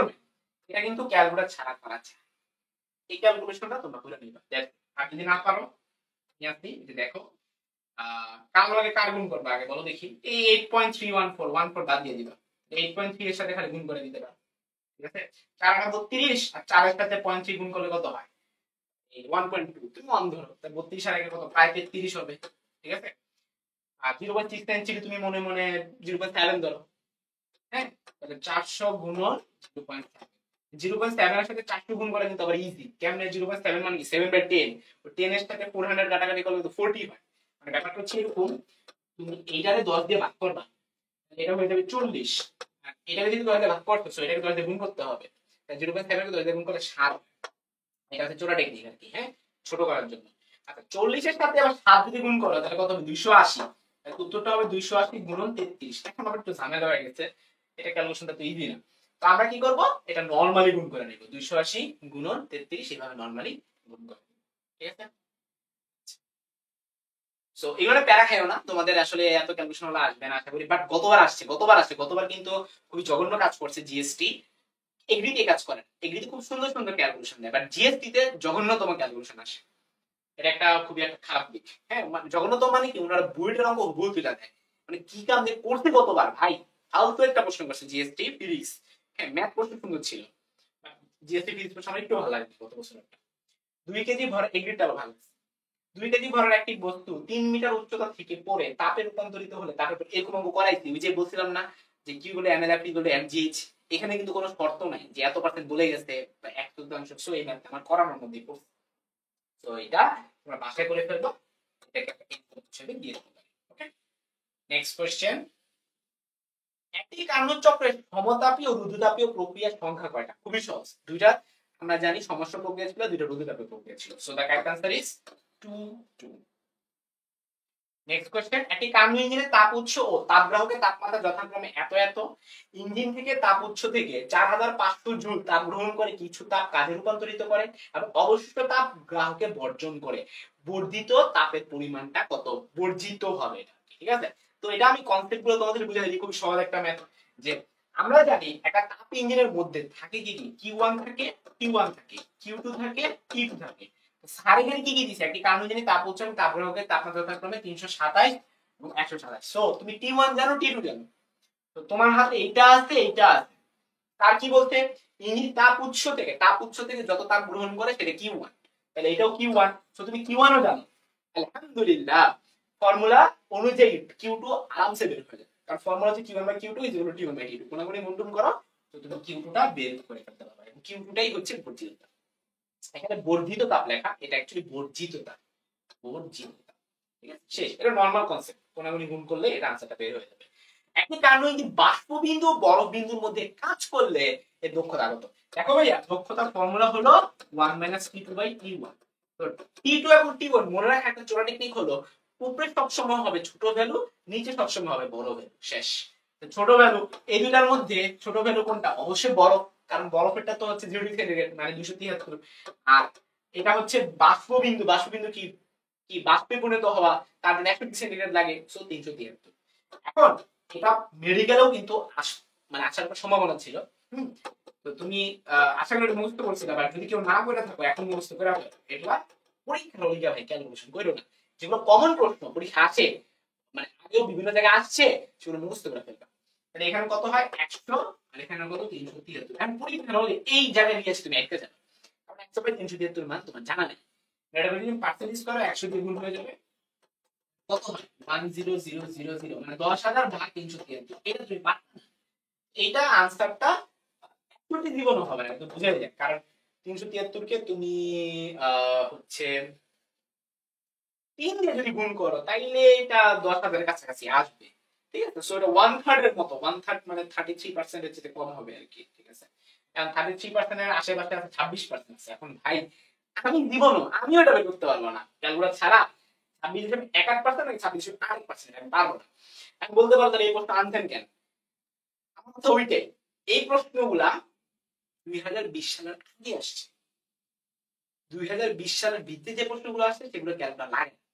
2020 সালের আগে 2019, 18, 17 তখন ভাই ক্যালকুলেটর ছিল। তো ক্যালকুলেটর থাকলে তো এটা কোনো ম্যাথই না। তবে কিছু কিছু ম্যাথ মুখস্থ করে যেতে পেরেছি, যেমন এই ম্যাথ, এটা কয়েকবার আসা প্রশ্ন। সো এই দুটো তোমরা ক্যালকুলেটর যেটা মানে ক্যালকুলেটর বসায় দেখবা, এই দুটোর মধ্যে কোনটা আনসার হয় সেটা মুখস্থ করে দেবে। ক্লিয়ার? আচ্ছা করে বুঝতে পারছো? হ্যাঁ, তো তোমরা আমার সামনে ক্যালকুলেটর নাই, মোবাইল থেকে ধরে বের করে দিই। ক্যালকুলেটরের মাধ্যমে উপরে কত 10,000, নিচে কত 373, তাহলে একের পরে 4টা শূন্য ডিভাইড বাই 373, আমার উত্তর আসছে 26.8। এই ঠিক আছে, মুছতে পারে বাসা থেকে মুছতে পারে। Very easy, 26.8%। একটি প্রত্যাগামী ইঞ্জিন 27 সেন্টিগ্রেড তাপমাত্রায় 900 জুল তাপ গ্রহণ করে এবং সিল্ক, এখানে মনে রাখবা সিঙ্ক, এটা বাংলা সিঙ্ক। সিঙ্ক মানে কি, ওই যে যেইখানে তাপ বর্জিত হয় Q2, একদম বর্জন করে ইঞ্জিনের দক্ষতা বলো। তো আমরা সবাই ফর্মুলা জানি এটা সমান সমান 1 - Q2 / Q1। উপরে ছোটটা নিচে হয় বড়টা, তাহলে 540 আর 900, তাহলে ছোট কোনটা বড় কোনটা? তো বড় হলো 900, 900 থাকবে নিচে, উপরে থাকবে 540। নরমাল ক্যালকুলেশন করে ফেলবা, উত্তরটা ঠিক আছে। 900 থেকে 540 বিয়োগ করলে কত হয়? 360, 360 ভাগ 900। ঠিক আছে, 9 দিয়ে তুমি এটা কাটাকাটি করে ফেলতে পারো, শূন্য শূন্য কাটা গেল ইনটু একটা 100। এই ঠিক আছে, 9 দিয়ে কাটাকাটি করে 4 9 36, তাহলে 9 দিয়ে কাটাকাটি করলে এখানে তোমার 4 হয়, এখানে 10। ঠিক আছে, 10 আর 100 কাটাকাটি করলে 40%। তো দেখা অ্যান্সার ইজ 40। নেক্সট কোশ্চেন, একটি কার্বন ইঞ্জিনের দক্ষতা 60% যদি তাপ উৎসে তাপমাত্রা 400 কেলভিন হয় তবে তাপ বিভবের তাপমাত্রা কত? তো 60%, তার মানে 60% ইজ ইকুয়াল টু 1 - T2/T1। ঠিক আছে, স্যার যে 400 দিয়ে দিচ্ছে, এটা কিসের তাপ উৎস? তাপ উৎস মানে কি? তাপ উৎস মানে হচ্ছে T1। তার মানে স্যার T1 মানটা দিয়ে দিচ্ছে কত? 400। তাহলে 60% মানে কি তোমার হচ্ছে 3/4।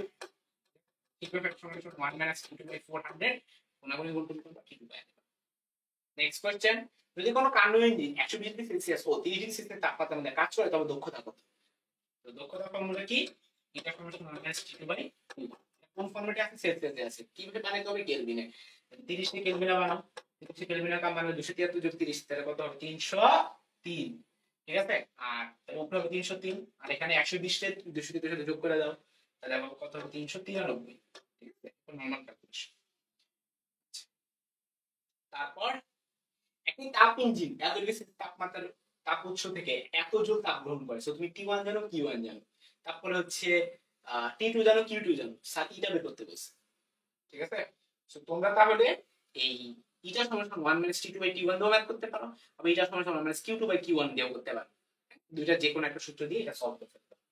ঠিক আছে, আচ্ছা এই অঙ্কগুলো সেম, এটা তোমরা বুঝে ফেলছো যে এখানে অনেকগুলো ম্যাথ আমি নিয়ে আসছি সেম রকম। দেখো, গৃহীত তাপ এবং বর্জিত তাপ যদি যথাক্রমে H1 এবং H2 হয় তাহলে এটার ফর্মুলা কত?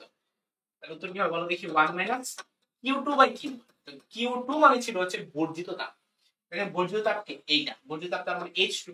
তাহলে উত্তর হবে 1 - H2/H1। কোন অপশন? এ, 1 - H2/H1। ঠিক আছে, আচ্ছা পরের প্রশ্ন, এটা খুব সুন্দর একটা প্রশ্ন, এটা আসার মতো একটা কোশ্চেন। 127 ডিগ্রি সেলসিয়াস তাপমাত্রা এবং শুধু 27 ডিগ্রি সেলসিয়াস তাপমাত্রার মধ্যে কার্যরত একটি কার্বন ইঞ্জিনের দক্ষতা তুমি 25% বাড়াইতে চাও। তার মানে আদি দক্ষতা eta1, পরবর্তী দক্ষতা eta2। তো eta1 টা কত ছিল? eta1 ছিল হচ্ছে 1 - T2/T1 দিয়ে বের করে ফেলি, 1 - T2। 27 ডিগ্রি সেন্টিগ্রেড তুমি কেলভিন বানাও 300 হবে, আর 127 ডিগ্রি সেন্টিগ্রেড তুমি কেলভিন বানাও 400 হবে। তাহলে 1 - 300/400 মানে কি 100/400, 100/400 মানে কত? 25%। ওনারা কি বলতেছে যে আরো 25% বাড়াবে, তাহলে 25% যোগ 25%, ঠিক আছে, তাহলে কত হইল 50%, 50% মানে কি হাফ। বলছে বাড়াতে হলে উৎসের তাপমাত্রা কত বাড়াইতে হবে, তার মানে তুমি T1 টা চেঞ্জ করবা, T1 চেঞ্জ করবা, T2 টাকে ফিক্স রেখে। তো আমরা ফর্মুলা কি জানি, এটা2 সমান সমান 1 - T2/T1, T2 এর মান হচ্ছে কি হাফ, হাফ সমান সমান 1 - আরে বলছে উৎসের তাপমাত্রা বাড়াইতে, তার মানে T1 টাকে ফিক্স রাখবো, ঠিক আছে, T2 টাকে ফিক্স রাখবো, আর T1 টাকে পরিবর্তন করব। তো কতটুকু পরিবর্তন করব, আমরা মনে মনে x ধরে নিলাম, ঠিক আছে, x পরিমাণ পরিবর্তন করব। আচ্ছা, এইখান থেকে আনসারটা বের করে নিতে, কঠিন কিছুই না। তুমি যে কাজটা করবা, তুমি হচ্ছে T2/T1 টাকে আলাদা করবে, ঠিক আছে, যে এটা2 এর মান ছিল তোমার হাফ, হাফ সমান সমান 1 - T2/T1, তো T2/T1 সমান সমান এই পাশ থেকে এই পাশে নিয়ে যাও, এই পাশ থেকে পাশে নিয়ে আসো, 1 - হাফ করলে হাফ, তাহলে T2/T1 এর মান কত, ঠিক আছে, আমরা আরেকবার বলতে পারি T1 সমান সমান 2T, তাহলে T1 সমান সমান কত 2T, T1 সমান সমান কত 2T2, ক্লিয়ার। তুমি চাইলে এখানে T1 সমান সমান 2T2 বসাই দিয়ে আনসার বের করে ফেলতে পারো, অথবা আলাদা করে ফেলতে পারো, অথবা কি করতে পারো, আলাদা করে ফেলতে পারো। তো চলো আমরা আলাদা করে ফেলি এটাকে, তাহলে T2/T1 প্লাস x সমান সমান এই পাশ থেকে এই পাশে নিয়ে যাও, 1 - হাফ, 1 - হাফ করলে হাফ হয়, তারপর এটাকে উল্টায় দাও, উল্টায় দিলে কত হয়, T1 plus x divided by T2 সমান সমান কত, হাফ, ঠিক আছে, তাহলে এটাকে যদি আলাদা করে দেই, এটা আলাদা করলে কত হয়, T1/T2 plus x/T2 equal to half. তাহলে T1/T2 এর মান তো আমরা জানি, এই যে দেখো T1/T2 এর মান উল্টা দিলে 2 হয়, ঠিক আছে, আর তুমি এখানে T1/T2 এর মানটা বসায় দিবা, বসায় দিয়ে কোনাগুনি গুণ করলে x এর মানটা পেয়ে যাবে। ওকে, সো এই ছিল আমাদের কনসেপ্ট। অথবা আরেকটা কাজ করা যেত, সেটা হচ্ছে দুইটা আলাদা আলাদা সমীকরণ বের হইতো, হ্যাঁ, ওই যে 1 নং 2 নং, এটাকে ধরো 1 নং দিয়ে রাখবা, এটাকে ধরো তুমি 2 নং দিয়ে রাখবা, পরে 1 আর 2 ভাগ করলে তুমি সঠিক উত্তরটা পেয়ে যাবে, বা 1 আর 2 যদি তুমি কোনাগুনি গুণ করে ইকুয়েশন বানায় অপনয়ন দিয়ে যেমনে পারো সলভ করবে, ঠিক আছে, দ্যাট ইকুয়েশন সলভিং। এই কনসেপ্টটা বুঝিয়ে দিলাম, তোমরা ইকুয়েশন সলভ করতে পারবে। কখন কার্নোইনের দক্ষতা 100%, দেখো ভাই দক্ষতা 100% মানে ইটার মান 100% কখন হবে, 1 - T2/T1, মানে হচ্ছে ইটার মান কখন 1 হবে, তাহলে 1 সমান সমান 1 - T2/T1, তাহলে যদি এই পাশ থেকে এই পাশ নেই, তাহলে T2/T1 এর মানটা হবে 0, তাই না, কারণ 1 - 1 এর মান 0, তাহলে T2 এর মানটা 0 হতে হবে, অর্থাৎ তাপ গ্রাহক যদি 0 হয়ে যায় তখনই এই ঘটনা সম্ভব, T2 এর মান যদি 0 হয় তখনই এই ঘটনাটা সম্ভব। তাপ ধারণ ক্ষমতার একক কি, তাপ ধারণ ক্ষমতা ওই যে ফার্স্টে আমি যে পড়াইছিলাম না, যে W সমান সমান JH, এটাই তাপ ধারণ, যে সমান সমান W/H, উপরেটা ছিল ক্যালোরি, এই জুল পার ক্যালোরি, ঠিক আছে, জুল পার, উপরেটা জুল, নিচেরটা ক্যালোরি। আচ্ছা, এটা পেমেন্ট, তো এরকম ম্যাথ আমরা করে ফেলছি। আমি আর কার্নোইনের দক্ষতা আর করাবো না, বাট অনেকগুলো SW নিয়ে আসি তোমাদের জন্য, অনেকগুলো SW আছে, এই যে এটা, হ্যাঁ, এটা হচ্ছে কার্নোইনের এখানে এখানে আমি বারবার SW লিখে দিব না, আমি যেগুলো SW লিখতেছি না বা কিছু লিখতেছি না সেগুলো তোমাদের SW, ঠিক আছে, সো এটা একটা SW। তারপরে কোন সম্পর্কটি সঠিক, তো আমরা সবাই জানি Q1/Q2 = T1/T2, হ্যাঁ, এটা সঠিক কিন্তু, হ্যাঁ, তাহলে অপশন 1 সঠিক, অপশন এ। তারপর রেফ্রিজারেটর, এখন আমরা নতুন একটা টাইপ শিখবো, তো আমাদের টাইপ এটা কত, 7 নাকি 8, কমেন্টে কেউ বলো তো, এই এটা কত নাম্বার টাইপ, কমেন্টে বলো, কমেন্ট 7 নাকি, রেফ্রিজারেটর, রেফ্রিজার,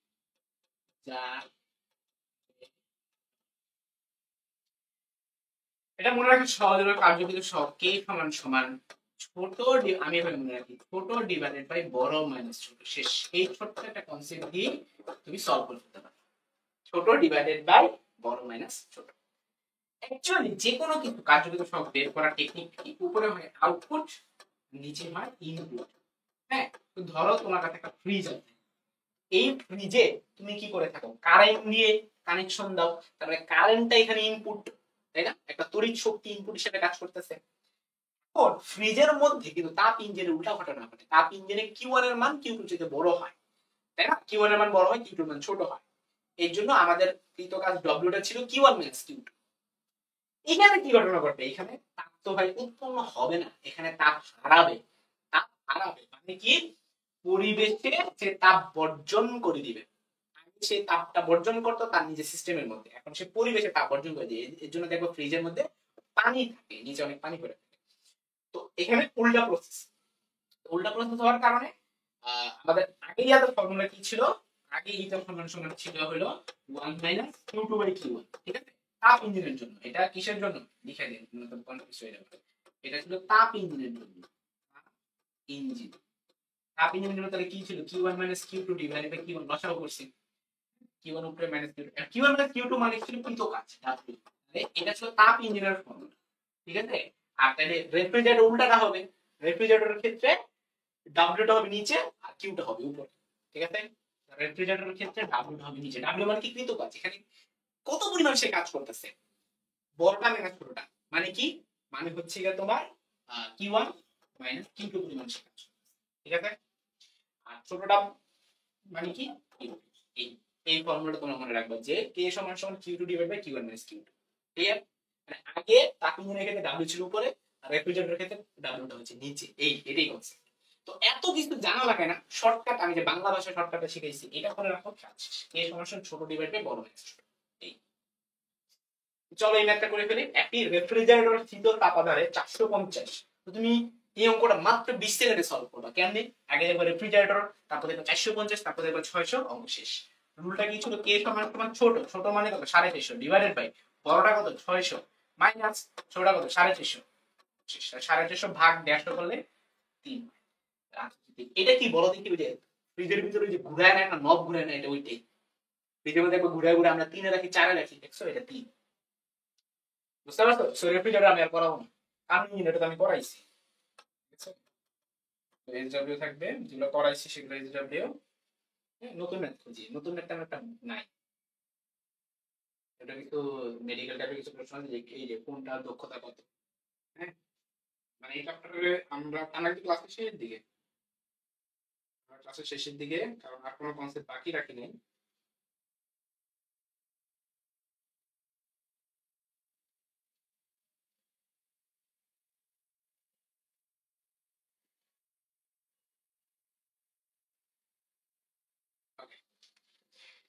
সো আমরা নতুনটা খুঁজি। হ্যাঁ, একটি তাপ ইঞ্জিন দক্ষতা কিসের উপর নির্ভর করে? তাপ ইঞ্জিন দক্ষতা Q1 এর উপরও ডিপেন্ড করে, Q2 এর উপরও ডিপেন্ড করে। সো এটা আনসার কিন্তু এইটাই হবে, ঠিক আছে? দুইটার উপর ডিপেন্ড করে। নতুন প্রশ্ন খুঁজি। দক্ষতা পানি, তাপ গতিতে কোন সূত্র কাজে লাগে তাপি ইঞ্জিন তৈরি করা? খেয়াল করো, তাপি ইঞ্জিন বলছি। তো আমরা পড়তাম শূন্যতম সূত্র দিয়ে কি তৈরি করা হয়? রেফ্রিজারেটর তৈরি করা হয় কোন সূত্র দিয়ে? দ্বিতীয়টা দিয়ে। আবার রেফ্রিজারেটর উল্টাটাকে তাপি ইঞ্জিন, এটাও দ্বিতীয়টা দিয়ে। বুঝতে পারছো? সেটা আনসারটা কি হবে? দ্বিতীয় সূত্র দিয়ে। তারপর যদি কোন ইঞ্জিন থেকে তাপ বর্জিত না হয়, বর্জিত না হয়, এই কথার অর্থ কি? এই কথার অর্থ হচ্ছে কিউ2 মান 0। একটু আগে তোমাদের প্রমাণ করে দিয়েছিলাম কিউ2 মান 0 হলে ইটার মান 100%। মনে করে দেখো, তখন ইটার মান 100%, আমি প্রমাণ করে দিয়েছি। তো এটা आंसर 100%। ওটা প্রশ্ন ছিল যে কখন দক্ষতা 100%? কর্মদক্ষতা। কথা বলি, এটা কিন্তু আমার বানানো প্রশ্ন। এগুলো সব প্রশ্ন আমি সলভ করছি, এগুলো সব অ্যাডমিশন আসা প্রশ্ন। তো ভাইও না কি বারবার ঘোরার দিন বা দক্ষতা ম্যাথ করা যায়, দক্ষতা ম্যাথ, আরে এগুলো পরীক্ষা আসছে, এই জন্য আমি দিছি, ঠিক আছে? আমার স্লাইডে সবই অ্যাডমিশন আসা প্রশ্ন। কোন চক্রে সাইন সদৃশ প্রত্যাবর্তী প্রবাহের গড় মান কত? সাইন সদৃশ এটা পদার্থবিদ্যা ভুলে এসে পড়ছে। এটা পুরোটার গড় মান হচ্ছে 0, মানে এখানে যদি প্লাস হয় এখানে মাইনাস, এবং যেটা মান পরস্পর সমান, সো এর জন্য এটা উত্তরটা হবে 0, গড় মানটা 0। তারপর 400 কেলভিন 400 কেলভিনের মধ্যে দক্ষতা কত? এটা সমান সমান গড় মানে ছোট বাই T1। তারপর এটা দিয়ে দিতে T1 T2 দিয়ে দিতে T1 বের করতে, এগুলো তোমরা না করলেও চলবে, মানে কতবার করবে একই রকম অঙ্ক, বেশিবার দরকার নেই। আমি দিতে একবার চোখ বুঝা যাবে। T1 জানো, T2 জানো, আমি 600 কেলভিন এবং 300 কেলভিন তাপমাত্রায় যে দক্ষতা কাজ করে ঠিক সমদক্ষতায় কাজ করে 900 কেলভিন এবং টি তাপমাত্রা। টি এর মান কত? সুন্দর প্রশ্ন তো, ছোট ইজি। 600 এবং 300, 600 এবং 300 হলো 1 মাইনাস 300 ভাগ 600 সমান সমান 900 এবং টি, তাহলে 1 মাইনাস 900 ডিভাইডেড বাই টি, ঠিক আছে? তুমি জাস্ট কোনাগুনি গুণটুন করে টি এর মানটা বের করো। সুন্দর প্রশ্ন ছিল এটা, আমরা পড়ছি, এটা আমি বলছিলাম মুখস্থ করে রাখতে, মনে আছে? এটা কত ছিল? 26.8 ছিল। এটা মুখস্থ করে রাখতে বলছিলাম যে যদি বিপদে তোমার খানে ফালায় নেয়, এই অঙ্কটা বিপদে ফালায় নেয়, কারণ হচ্ছে এটা ক্যালকুলেশন পারবা না। এটা 26.80% বুঝতে হবে। একটা কানুনি দক্ষতা পারো, তারপরে হচ্ছে দক্ষতা পারো, করাবো না, দক্ষতার অঙ্ক আর করাবো না, এগুলো দক্ষতার অঙ্ক একটু অ্যাডভান্সমেন্ট। হ্যাঁ একটু যাও একটু করে দিই। হ্যাঁ দেখো, কি ছিল একটি কানুনি যখন 37 সেন্টিগ্রেড তাপমাত্রা তাপগ্রাহকে থাকে তখন এর কর্মদক্ষতা 50%। তার মানে 50% সমান 1 মাইনাস T2/T1। তাপগ্রাহকের মান কত? 27 ডিগ্রি সেন্টিগ্রেড, বা 27 প্লাস 273 করলে কত? 300 হয়। উপরে হবে কি 300 এবং নিচে হবে T1। তুমি আরামসে T1 বের করতে পারো, ঠিক আছে? তাহলে 300 ভাগ T1 is equal two 1 minus half, মানে হাফ। T1 সমান সমান কত হবে? 600 হবে। তারপর কি বলতে, এখানে তুমি 60% নিয়ে যাচ্ছ, তার মানে 60% মানে কি 3/5। হ্যাঁ তাহলে থিটা সমান সমান 1 মাইনাস আবার আগের মতো T2/T1। এখানে হচ্ছে তাপমাত্রা কত ডিগ্রি বাড়াইতে হবে। তাহলে আমরা নতুন হচ্ছে তাপমাত্রা আগে বাইর করি, ঠিক আছে? আমরা নতুন T1 টা বের করি। নতুন T1 টা কত হয় বলো দেখি? T1 প্রাইম দিয়ে দাও, ভালো হয়। তাহলে এটা তোমার আসবে কি T2 divided by T1 prime সমান সমান এই পাশ থেকে এই পাশে, এই পাশ থেকে এই পাশে, তাহলে 1 মাইনাস 3/5 মানে 2/5, ঠিক আছে? তাহলে নতুন T1 টা তোমার বের হয়ে যাবে। ওকে আচ্ছা, তাহলে নতুন T1 প্রাইম সমান সমান 5 T2 divided by 2। 5 into T2 মান তো জানো, এই যে কাছে দিছি বা 300, 300 তো ভাগ 2, 2 এর 300 কাটা গেলে 150, 150 সাথে কাট করলে 750। তাহলে T1 প্রাইমের মান 750, আগে T1 এর মান ছিল 600। তাহলে কতটুকু চেঞ্জ হইলো? চেঞ্জ হইলো তোমার 750 মাইনাস 600, 150 পরিমাণ চেঞ্জ হইলো, ঠিক আছে? তো আনসার হবে 150।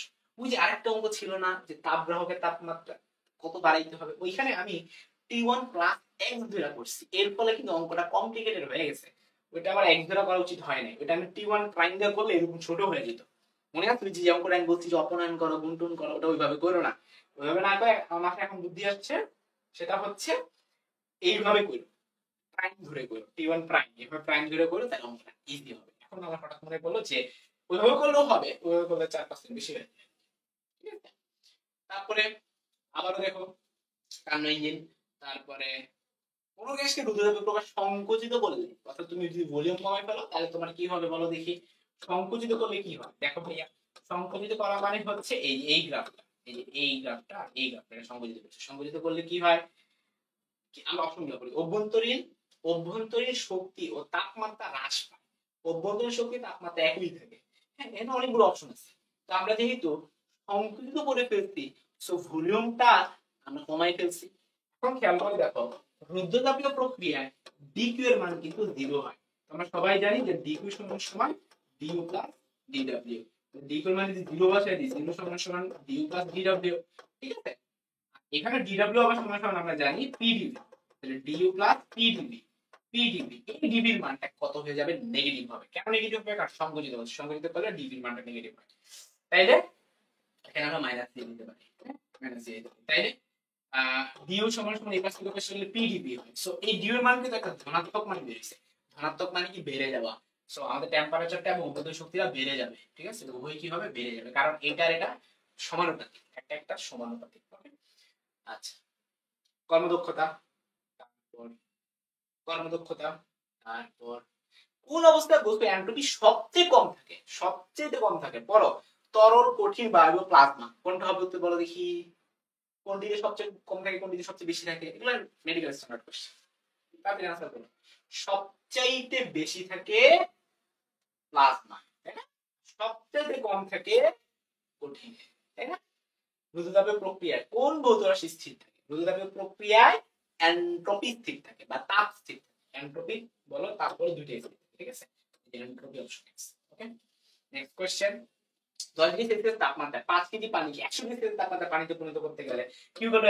এমএস ডেলটা, এম এর মান 5, এস এর মান 4200 আর ডেলটার মান 100, ঠিক আছে? এই 10 থেকে 100 নিছো, তাহলে তো ডেলটার মান 100 না, 90। আমাদের আনসারটা কত হবে? এটা জাস্ট পুরোটা গুণটুম করে যা হবে। ওকে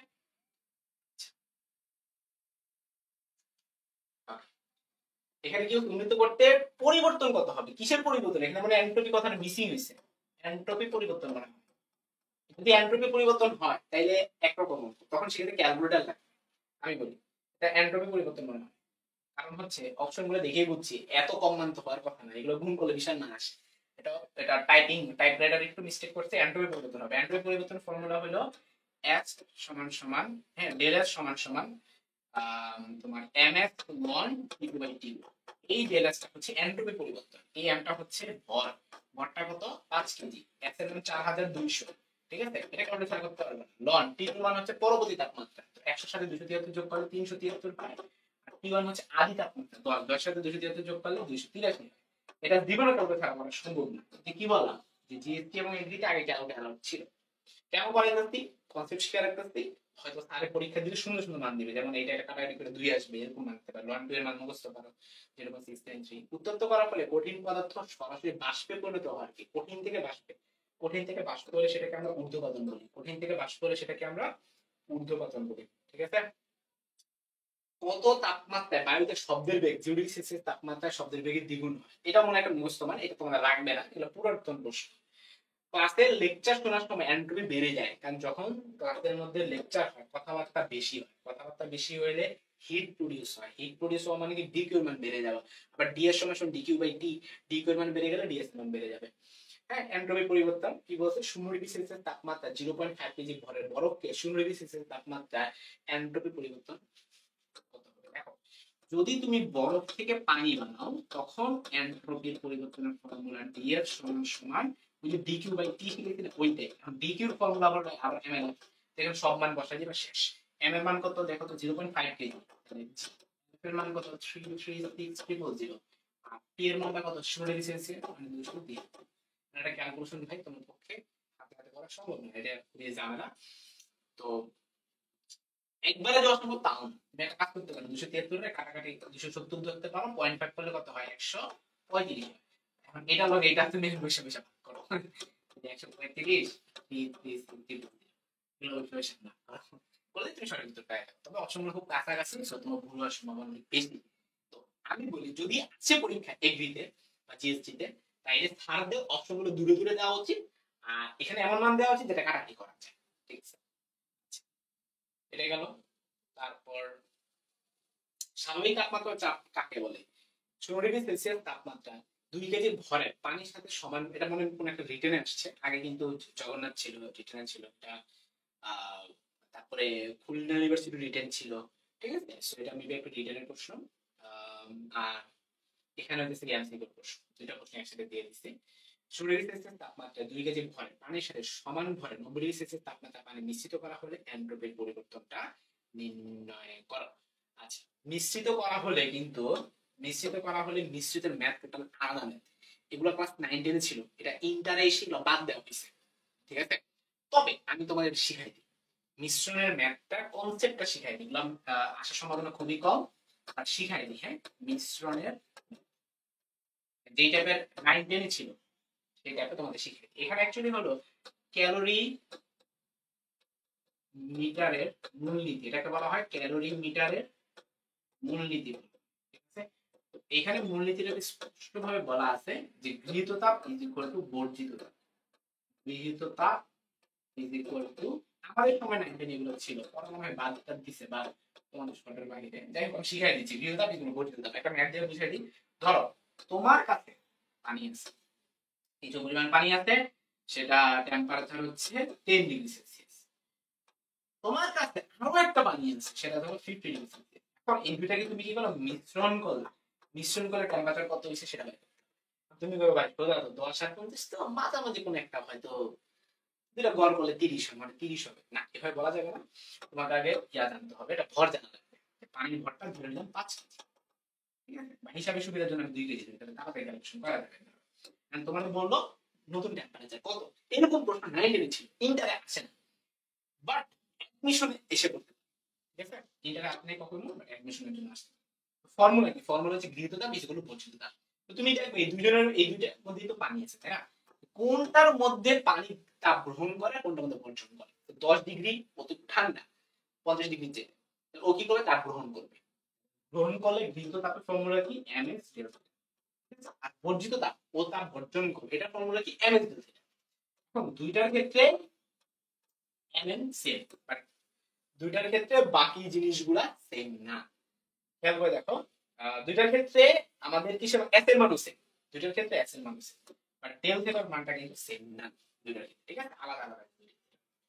তো আমরা চলো কনসেপ্টে আগাই। ডেল থিটা মানে কি তাপমাত্রার পরিবর্তন। আমরা মনে মনে ধরে নিলাম এই এই যে তাপমাত্রাটা x, তাপমাত্রার পরিবর্তনটা কত x মাইনাস 10, ঠিক আছে। আর এইখানে আমাদের তাপমাত্রাটা কত 50, ঠিক আছে। তাহলে 50 মাইনাস 6 কত 50 মাইনাস 6। আচ্ছা, এরপর এখান থেকে ক্যালকুলেশন করলে তুমি x এর মানটা পেয়ে যাবে। এখন এখানে হইছে কি বরফ গলে না, যদি বরফ গলে না কাহিনী থাকতো তাইলে অঙ্কটা চেঞ্জ হতো, বাট এখানে তো নরমাল, সো এটা গড় করলেই হয়ে যাচ্ছে মনে হয় নাকি। মাইনাস এক্স এপাশ চলে গেলে 2x হয়, আর 50 + 10 করলে 60, হ্যাঁ x এর মান 30। সো আমাদের সহজ হয়ে গেল, মানে গড় গড় করলে যা বের হয় সেটাই আসছে উত্তর। কিন্তু দেখা যাবে যে এত সোজা ম্যাথ দিয়ে, মানে যদি বরফ গলনের অংশটুকু না দেয় তাহলে গড় করলে উত্তর হয়ে যায়। কিন্তু যেরকম অঙ্কগুলো আমি পাইছি বুয়েটে আসছে সেগুলো হচ্ছে বরফ গলে যায়, একটা বরফ থাকে, হ্যাঁ, মানে আমি যেখানে মিশ্রণ ম্যাথ শিখাইলাম এটা হলো পানি প্লাস পানি, এত সোজা অঙ্ক আসে না। কেন আসে না? কারণটা হলো এটা গড় করলে উত্তর বের হয়েছে। কিন্তু যদি বরফ আর পানি দাও তখন গড় করলে উত্তর হবে না। কারণ কি, বরফটাকে গলতে হবে, এই বরফ আর পানি যদি তুমি মিশ্রণ করো তো বরফ তো ছড়ে যাবে 0 সেকেন্ডে, বাট পানিটা ধরে নাও 10 সেকেন্ড, ঠিক আছে। হ্যাঁ, এখানে দুইটার ভর আবার সমান ধরছি, এখানে পানি প্লাস পানি দুইটার ভর আমি সমান ধরছি। ভর যদি সমান না হয়, যেমন ধরো ফর এক্সাম্পল এটার ভর হলো ফর এক্সাম্পল 1 কেজি, এটার ভর ধরো 2 কেজি, তখন কিন্তু আবার গড় করলে উত্তর মিলবে না। এটা আবার পরীক্ষা আসতে পারে যে বরফ দিল না কিন্তু সেটা 1 কেজি দিল, এটা 2 কেজি দিল, তখন এই এম আর এম কাটাতে যাবে না, ঠিক আছে। তখন সেক্ষেত্রে কি হবে, তখন সেক্ষেত্রে হবে m1 এবং m1 এর মান হচ্ছে 1, দুই, তখন কিন্তু কাহিনী চেঞ্জ, তখন এখানে একটা 2 হয়ে যাবে, তখন এখানে একটা 2 হয়ে যাবে, ঠিক আছে। তখন x এর মান কত 120/2, তখন x এর মানটা হয়ে যাবে 60। যে তোমার ভরের উপরও কিন্তু ডিপেন্ড করে, ভর সেম হয়ে গেলে খালি গড় করে দিবা, আর সেম না হলে গড় করা যাবে না। আর যদি বরফের কথা বলে যে বরফ আর পানি তুমি মিশ্রিত করবা, তো সেক্ষেত্রে কাহিনী আছে, এই বরফটা কি করবে, মানে এই দুটো তো মিক্স হয়ে যাবে, তাই না। তো বরফটা কি করবে, তাপ গ্রহণ করবে, সে দুই ভাবে তাপ গ্রহণ করবে, একটা হচ্ছে বরফটাকে গলবে, তারপর গইলা তাপমাত্রা বাড়বে, সো দুইটা স্টেপ। সো বরফের জন্য যে গৃহীত তাপ সেটা হবে দুইটা স্টেপ। স্টেপে হচ্ছে সে আগে গলবে এমএলএফ, স্টেপে সে কি করবে তাপমাত্রা বাড়বে এমএলএফ দিতে। এটা ধরে নাও 1 কেজি, এটা ধরে নাও 2 কেজি, ঠিক আছে, এটা m1। সেই ক্ষেত্রে বর্জিত তাপটা কত হবে, বর্জিত তাপ এটা শুধুমাত্র এমএসটি, বরফের ক্ষেত্রে m1 আর পানির ক্ষেত্রে m2। তো সেক্ষেত্রে একটা অঙ্কটা কিন্তু আগের মতো অত সোজা ছিল না। m1 LF plus m1 S delta is equal two m2 S delta. এই যে m1 এর মান হচ্ছে 1 কেজি, LF এর মান কত 336000, ঠিক আছে। m1 এর মান 1 কেজি, S এর মান কত 4200, ডেল্টা এর মান কত জানি না, এটা মনে মনে x ধরো, তাহলে x - 0, x - 0 মান কত, এবার m2 S ডেল্টা, m2 এর মান কত 2 কেজি, তাহলে 2 লিখবা, s এর মান কত 4200 ইনটু ডেল্টা এর মান কত x - 10। এরপর এটা পুরোটা ক্যালকুলেশন করে করে করে করে করে এগুলো ক্যালকুলেশন কঠিন, ঠিক আছে। সো এর মাধ্যমে আমাদের মিশ্রণ ম্যাচের পথে চতুর্থ অবস্থাকে আমরা কি বলে থাকি, প্লাজমা বলে থাকি। পথে চতুর্থ অবস্থাকে আমরা কি বলে থাকি, প্লাজমা বলে থাকি। কখন এন্ট্রপি ধ্রুব থাকে, আমাদের হচ্ছে প্রত্যাগামী প্রক্রিয়ায় এন্ট্রপির পরিবর্তনটা সেম থাকে প্রত্যাগামী প্রক্রিয়ায়, ঠিক আছে। তারপরে কি মহাবিশ্বের এন্ট্রপি কিন্তু বাড়তেছে, হ্যাঁ টোটালি বাড়তেছে। তারপরে এন্ট্রপি কোন ভৌত ধর্মের পরিমাণ প্রদান করে, এন্ট্রপি হচ্ছে বিশৃঙ্খলা বোঝায়, এন্ট্রপি কি বোঝায়, বিশৃঙ্খলাকে বোঝায়। তার উদ্যাপীয় প্রক্রিয়া কোন ভৌত রাশি পরিবর্তন হয় না, উদ্যাপীয় প্রক্রিয়া কিন্তু এন্ট্রপির কোনো পরিবর্তন হয় না। পানি চৌধুরীন্দ্র চাপ ও তাপমাত্রা যথাক্রমে এটা মুখস্থ 4.5 আর 273.16, ঠিক আছে। 100 নাকি 1.5 একটু দেখে আনি ভাই, বই দেখে নি 100 নাকি 1.5। তারপর শরীরের তাপমাত্রা বরফ শরীরের তাপমাত্রা পানি রূপান্তর করতে এন্ট্রপি পরিবর্তন করতে, এটা হচ্ছে বললাম না Q = mLF divided by Q = mLF, এটা যদি টিজা ভাগ করে দিবা তাহলে এক পাওয়া যাবে, ওকে। তারপর প্রত্যাগামী প্রক্রিয়া বৈশিষ্ট্য 9 কোনটি, প্রত্যাগামী প্রক্রিয়াটা কিন্তু খুব স্লোলি হয়, ঠিক আছে।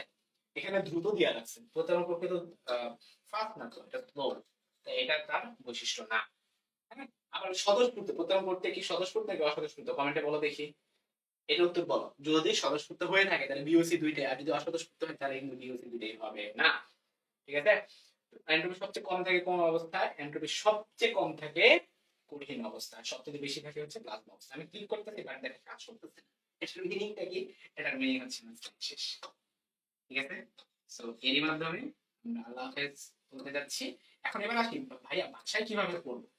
হ্যাঁ, তোমাদের হচ্ছে পড়ার স্টেপ গুলো লিখে একটা ক্লাস ধরো করে ফেললাম, ঠিক আছে। ক্লাস করে ফেলার পর তোমার কাজ থাকবে বাসায় আমরা এই ক্লাস লেকচার পিডিএফটা তোমাদেরকে ড্রাইভে দিয়ে দিব। একটা ফিক্সড ড্রাইভ থাকবে, ওই ড্রাইভে সব ক্লাসগুলো আপলোড, ঠিক আছে, সব ক্লাস লেকচার গুলো আপলোড। তো তোমার কাজ হচ্ছে বাসায় ক্লাস লেকচার পিডিএফ আবার পর তুমি হয়তো লাইভ ক্লাস করছো বা তুমি রেকর্ডেড ক্লাস করছো, তুমি আবার পিডিএফটা করবে। 2 নাম্বার তোমার কাজ হচ্ছে অবশ্যই তোমরা কোনো না কোনো প্রশ্ন মেনে নিছো। এখন সেটা হতে পারে নেটওয়ার্ক, সেটা হতে পারে জয়কলি, সেটা হতে পারে যে কোনো কিছু, যেইটাই কিনো না কেন। তো ম্যাক্সিমাম তোমরা নেটওয়ার্কে হয়তো কিনছো, তোমরা ওই যে প্রশ্ন ব্যাংক যেটাই কিনছো না কেন সেই প্রশ্ন ব্যাংকটা কি করবা, সলভ করবা। এবার আপনি ভাইয়া প্রশ্ন ব্যাংক সলভ করার ওয়েটা কি। নাম্বার 1 সলভ করবা হচ্ছে প্রতিটি টাইপ হতে 2টা অন্তত অঙ্ক হাতে হাতে করবা। প্রতিটি টাইপ হচ্ছে, যেহেতু তোমাদের সময় আছে, হ্যাঁ, এখন এমন তো না তোমরা সামনের মাসে এই সামনের মাসে প্রথমে পরীক্ষা দেবো, সময় আছে। প্রতিটি টাইপ হতে অন্তত অন্তত 2টি করে হাতে ম্যাথ, ঠিক আছে, অন্তত 2টি করে ম্যাথ করবে, ঠিক আছে। এই দ্বিতীয় স্টেপ কি, বাকি ম্যাথ চোখ বোলাও, বাকি ম্যাথ কি করবো। এরপর এই স্টেপগুলো ফলো করার পর দেখা যাবে কিছু ম্যাথে তোমার প্রবলেম বের হয়েছে, সেই প্রবলেম গুলো সলভ করার জন্য তোমাদের প্রবলেম সলভিং বক্স দেওয়া হবে। এন্ড কোথায় দেওয়া হবে, ফেসবুক গ্রুপে। কোথায়, তোমরা যে গ্রুপে ক্লাস করতেছো সেই গ্রুপেই, অর্থাৎ ক্র্যাক এগ্রিকালচার জিএসসি 3.0 এই যে ফেসবুক গ্রুপটা আছে, এখানে আজকে একটু পরে আমি একটা পোস্ট দিয়ে দিব। সেখানে ফিজিক্সে তোমাদের যত প্রবলেম আছে সেগুলা কমেন্টে পিকচার আকারে দিবা বা লিখে দিবা। হ্যাঁ, আমাদের মেন্টর থাকবে, মেন্টর সেটা সলভ করে দিবে। তো তোমাদের ফিজিক্সে মেন্টর থাকবে আলফাতুন্নেসা নূপুর আপু, সে ঢাকা ইউনিভার্সিটি ট্রিপুলিতে পড়াশোনা করতেছে 3rd ইয়ারে। তো ও রিপ্লাই দিয়ে দিবে, ঠিক আছে, ও সবগুলো আনসার দিয়ে দিবে। আমি মাঝে মধ্যে কিছু আনসার দিতে পারি, বাট আমি এই প্রবলেম বক্সে দায়িত্ব না, নূপুর আপু হচ্ছে প্রবলেম বক্সে দায়িত্ব। কারণ তুমি প্রবলেম বক্সে প্রবলেম দিলা, তুমি সলভ পাইলে, অথবা আরেকটা উপায় আছে টেলিগ্রাম গ্রুপে তুমি দিবা। তবে সেখানে আমরা সলভ দিব না, আমরা টিচাররা সলভ দিব না, এটা সলভ দিবে হচ্ছে তোমরা স্টুডেন্টরা নিজেরা যারা ডিসকাস করতে পারো। এবং সর্বশেষ হচ্ছে অবশ্যই আমাদের ওয়েবসাইটে এক্সাম দিবে। যেমন আজকে আমি যা করাইলাম এটার উপর এক্সাম হবে আগামী সন্ধ্যায়, সন্ধ্যা থেকে রাত 11টা পর্যন্ত যে কোনো সময় তুমি ঢুকলেই হবে। আগে ঢুকলে আগে থাকবে র্যাঙ্কিং এর ব্যাপার, তা না। তুমি ওয়েবসাইট হতে এক্সাম দিবে এবং সেই এক্সাম হচ্ছে সলভ তুমি সাথে সাথে রাত 11টা বাজে পেয়ে যাবে। এক্সামে যে সলভ গুলো সেই সলভে কিন্তু ব্যাখ্যা সহ থাকে, সেই ব্যাখ্যা সহ গুলো ভালো মতো দেখে নিবে। বিদায় নিতে যাচ্ছি, তোমাদের প্রথম ক্লাস করলাম, আশা করি ভালো লাগছে।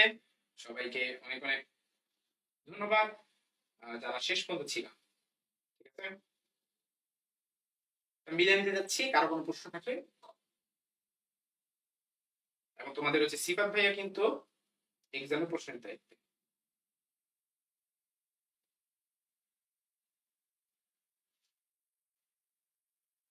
আজকে আর কোনো প্রশ্ন আছে, আমি বিদায় নিতে যাচ্ছি। হ্যাঁ, ডেইলি এক্সাম কত মার্কের উপর হবে, এক একটা এক এক রকম হবে, তবে মোটামুটি 30 মার্ক মিনিমাম থাকবে।